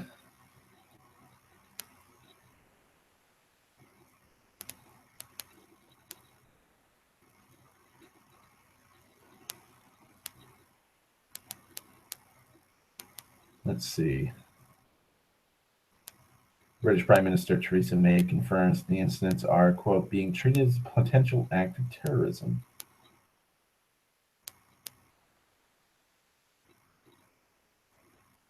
Kathy Griffin stated, quote, Trump broke me. White House scrambles to defend Trump's use of climate data disputed by the authors themselves.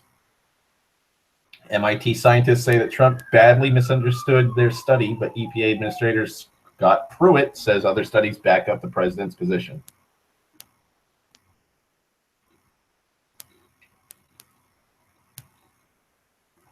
Nikki Haley says President Trump believes, quote, climate is changing.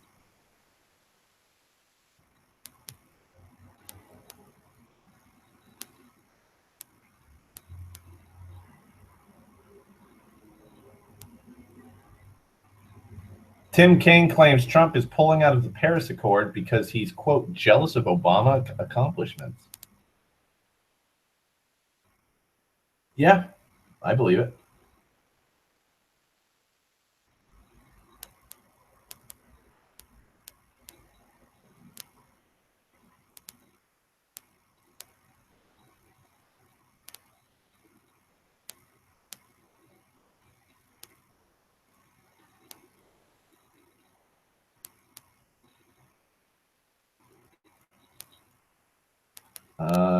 Republican Senator Burr pours cold water on GOP healthcare bill's chance in 2017. Senate Republican says he doesn't see, quote, a comprehensive healthcare plan this year.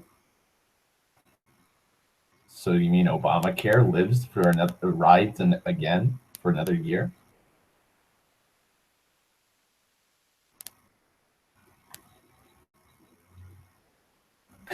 color me fucking surprised.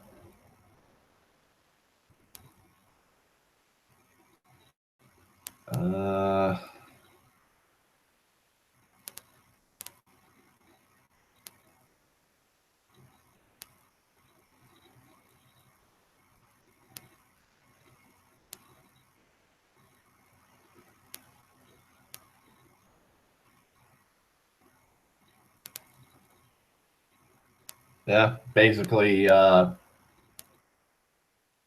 they only need 2 votes to lose passing the bill. It's a 52-48 majority.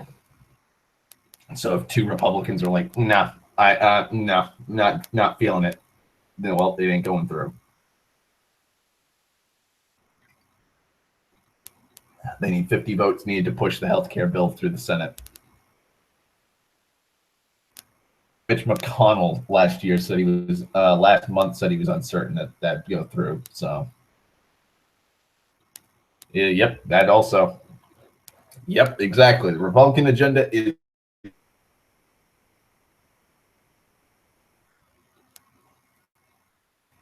with the attitude Trump has and the way he's been acting, it's just fucking things up.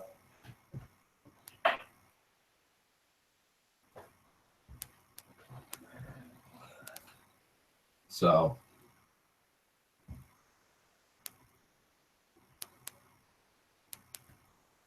oh God. So today when I went to the shop and I was waiting for us to start work, Donald had the Fox News playing on the radio in the shop. Some jackass on Fox News says that where's the studies linking breathing issues with coal mining? Where's the data? Where's the evidence to this? It's like, have you never heard of black lung? Fucking Christ.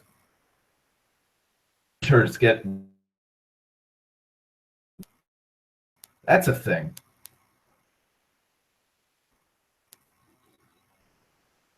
People get breathing with coal. It's a dirty fuel.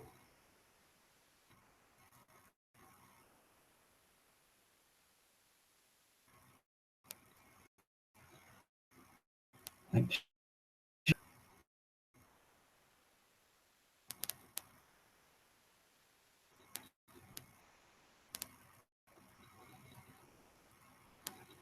how retarded are you? Sit on a national fucking platform like Fox News and state like data, breathing issues and lung problems with coal mining.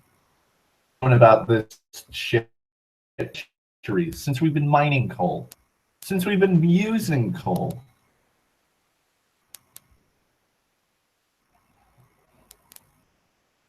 Here's a depressing, fucked up article headline. Mail carrier fed meatballs filled with nails to dog on her route, cop state.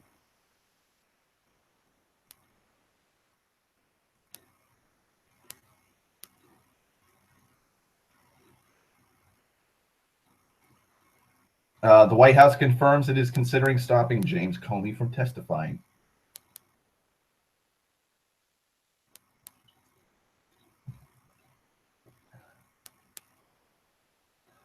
See, now, if Trump does that, he's fucked.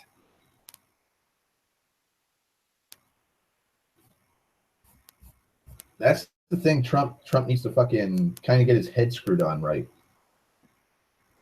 You can do it, but do you want to do it?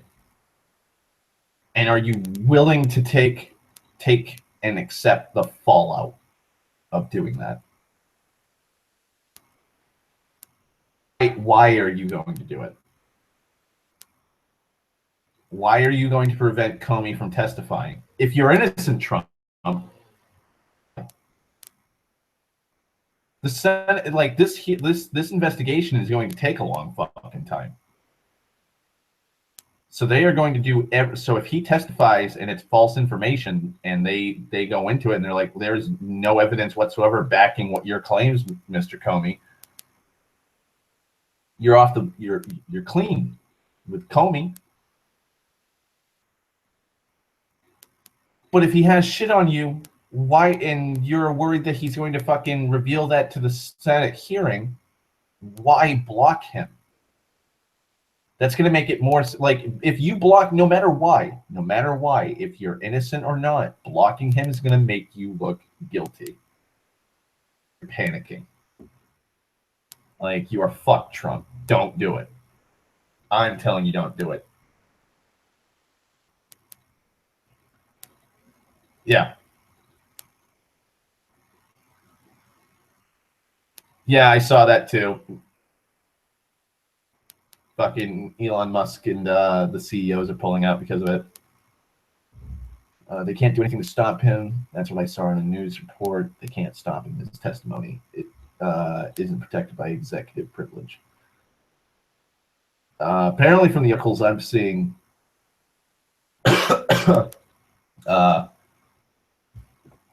it could feasibly block certain things, I guess.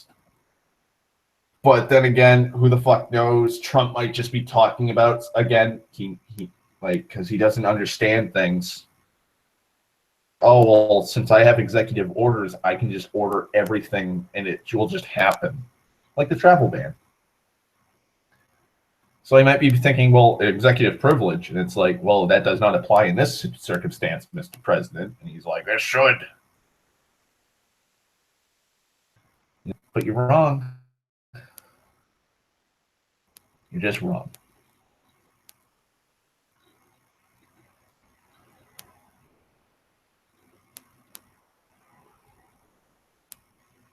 You're just wrong, Mr. President. Deal with it. You're not God Emperor. You are not God Emperor. Boy, another article headline. The rule after being left alone for 14. Fucking people.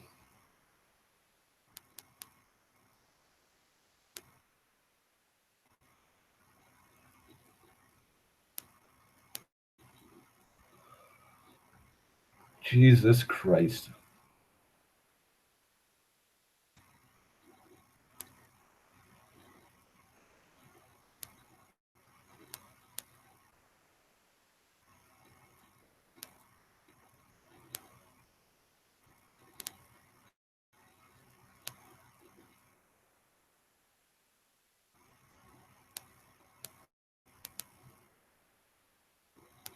I can't believe we have a fucking, and I'm just gonna say, an illiterate person like Trump in office.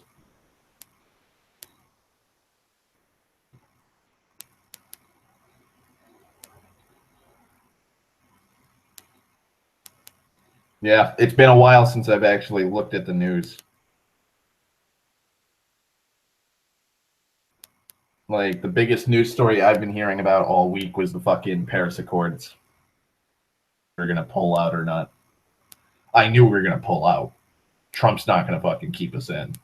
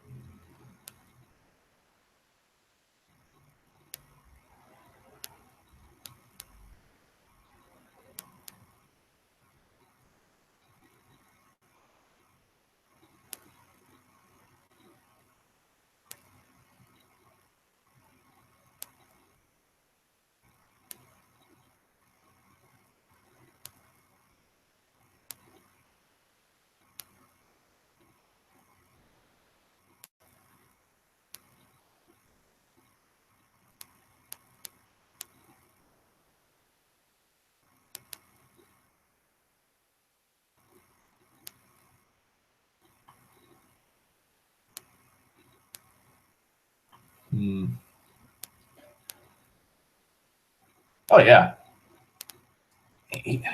Trump makes everybody like laugh at him. He makes himself look bad by just being himself. Just going to a fucking golf course, for God's sakes. Just going to his golf course has cost us more money for the taxpayers' dollars than Obama.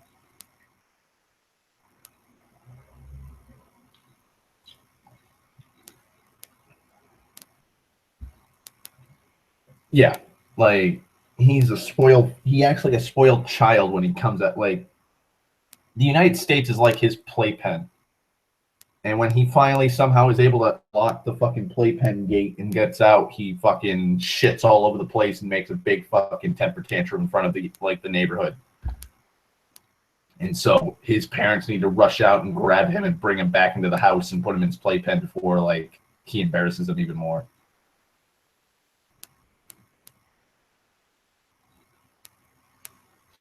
I wouldn't be surprised if, like, somewhere in the fucking cabinet meetings, he's been mentioning, like, nuking North Korea or Syria.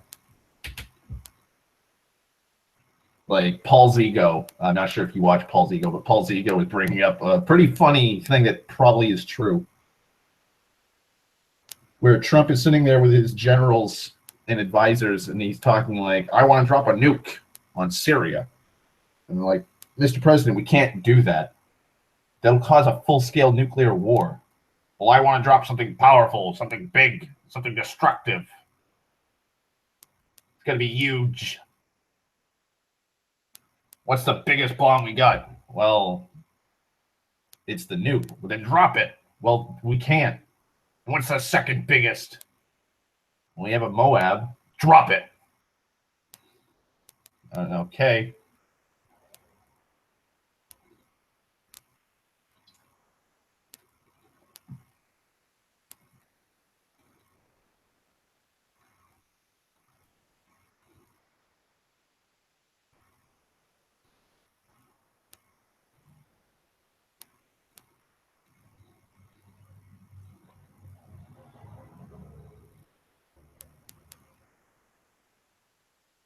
Yay.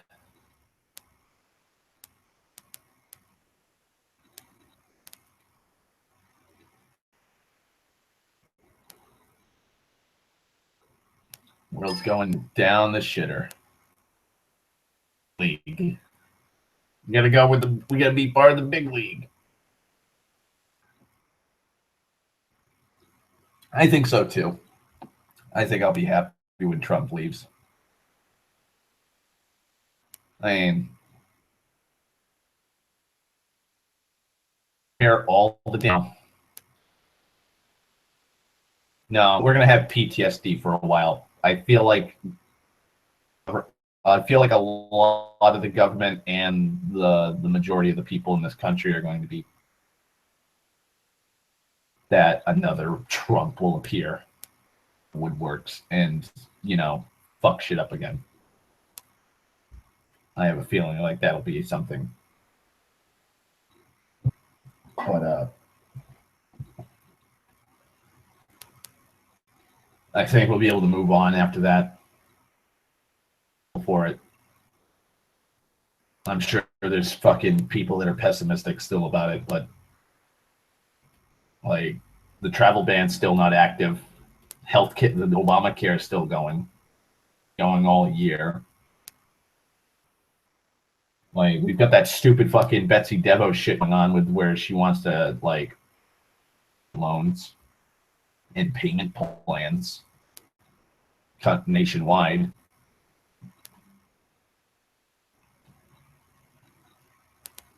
Like the Republicans are probably not going, like the Republicans and the Democrats, I think next election are going to find stronger fucking figures to counter Trump. Because I already know Trump's going to want to go for a second term. He's already talking about a second term, for God's sakes. It's not even 5 fucking months into your goddamn fucking first term. Like running for a second term at the end of your first term. You usually do it.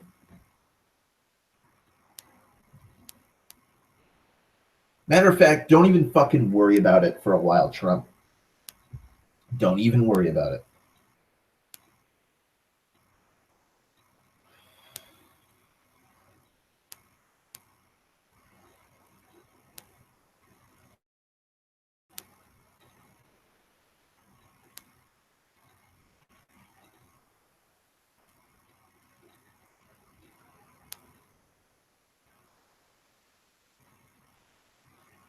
Just, my God.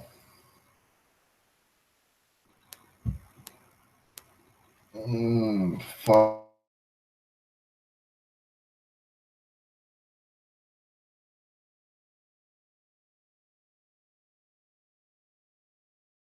And I have to deal with that.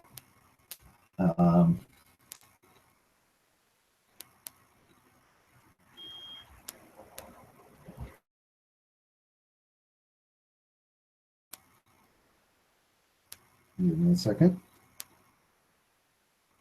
We got a text.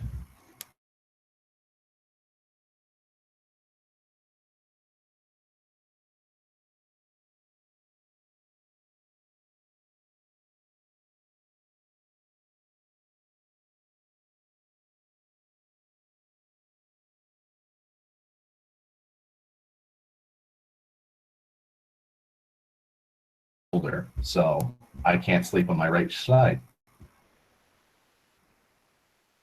On my back fucking.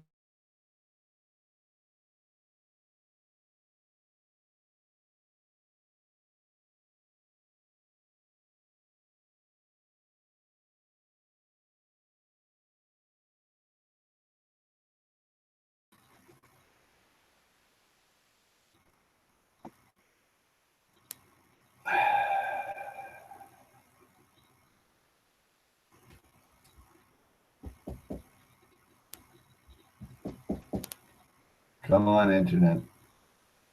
You can do it. I know you. I can believe in you, internet. Come on.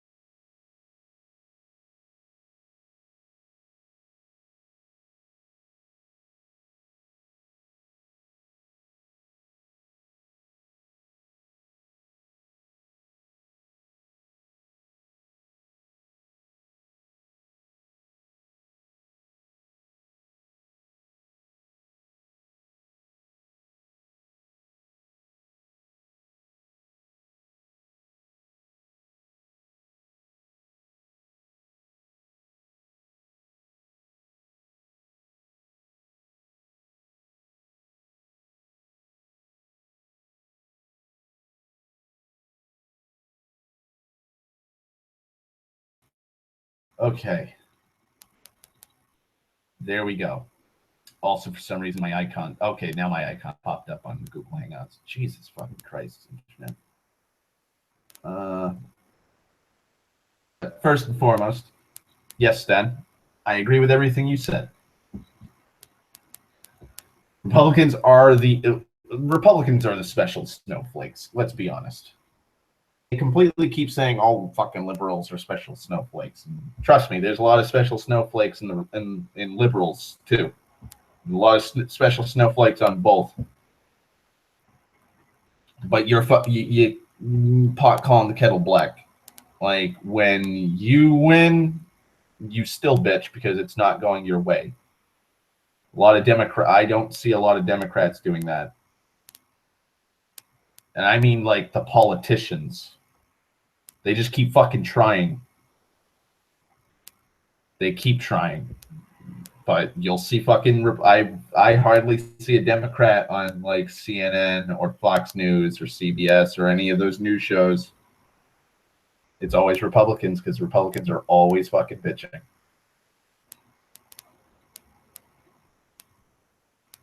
Always. Always, always, always.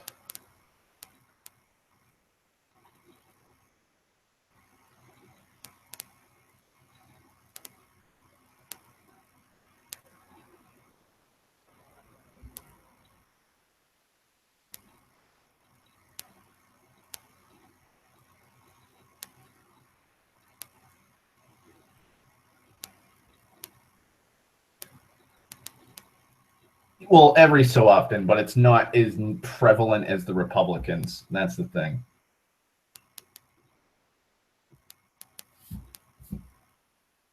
But let's see. I'm gonna try and do a stream tomorrow because it's been like 3 weeks since I did Final Fantasy.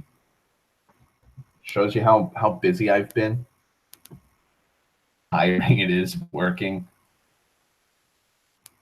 So I'll try and do that as often as I can again. I'll probably try and do a stream a week. Because I really want to start fucking playing Art the Lad. How awesome that fucking game is.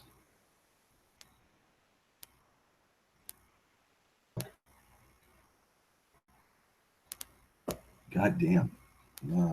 Actually, let's see.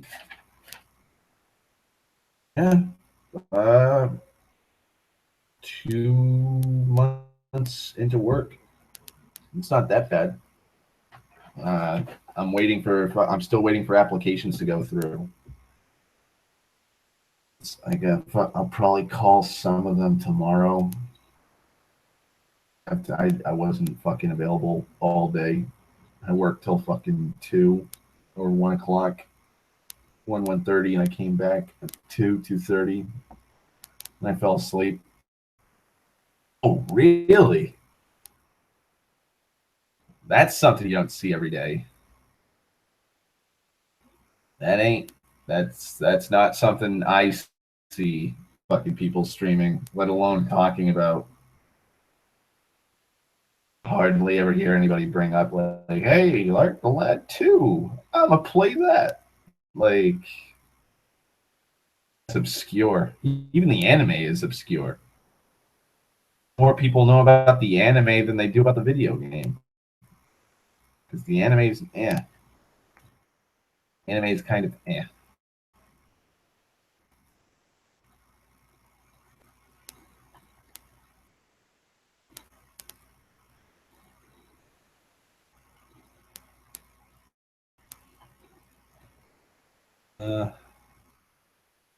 Trying to think of what I'm gonna do.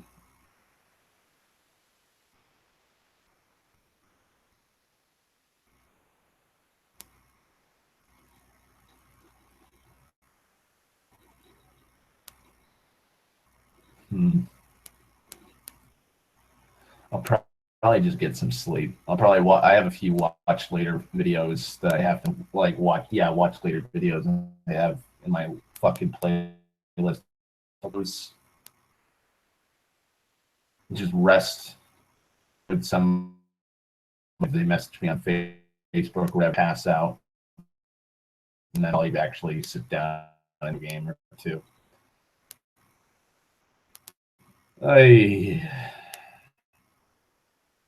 Sucks. It's a bitch.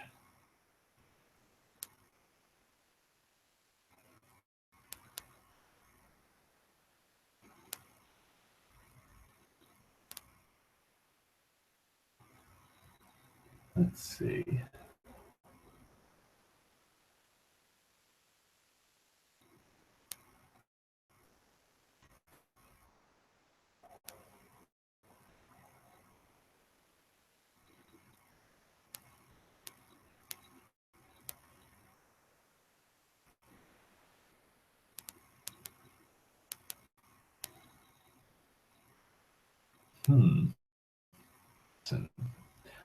I'm gonna have to check if you see them again, and they're playing Art the Lad 2, and I'm like online, like I'm home from work or whatever. Drop me that link because I would love it. Because if they don't know anything about the game or they need like read the chat or whatever, because I know some streamers won't even look at the chat; they'll just stream. But if they interact with the stream, like, I'll totally fucking be like, hey, look at this. I do this. This will give you more XP, or this will unlock this fucking rare item. All right, thank you, Sten. You are invaluable. You really are. But night or a little, and it's past my bedtime. So Mike's.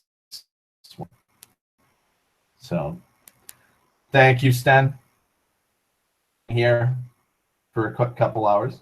Thank you. I will bookmark that in case I fucking forget it. I'm going to write down the fucker's name too, just in case. But you have a good night. I will probably shoot. I'll probably talk to you tomorrow because I'm going to be home all fucking day probably, depending. So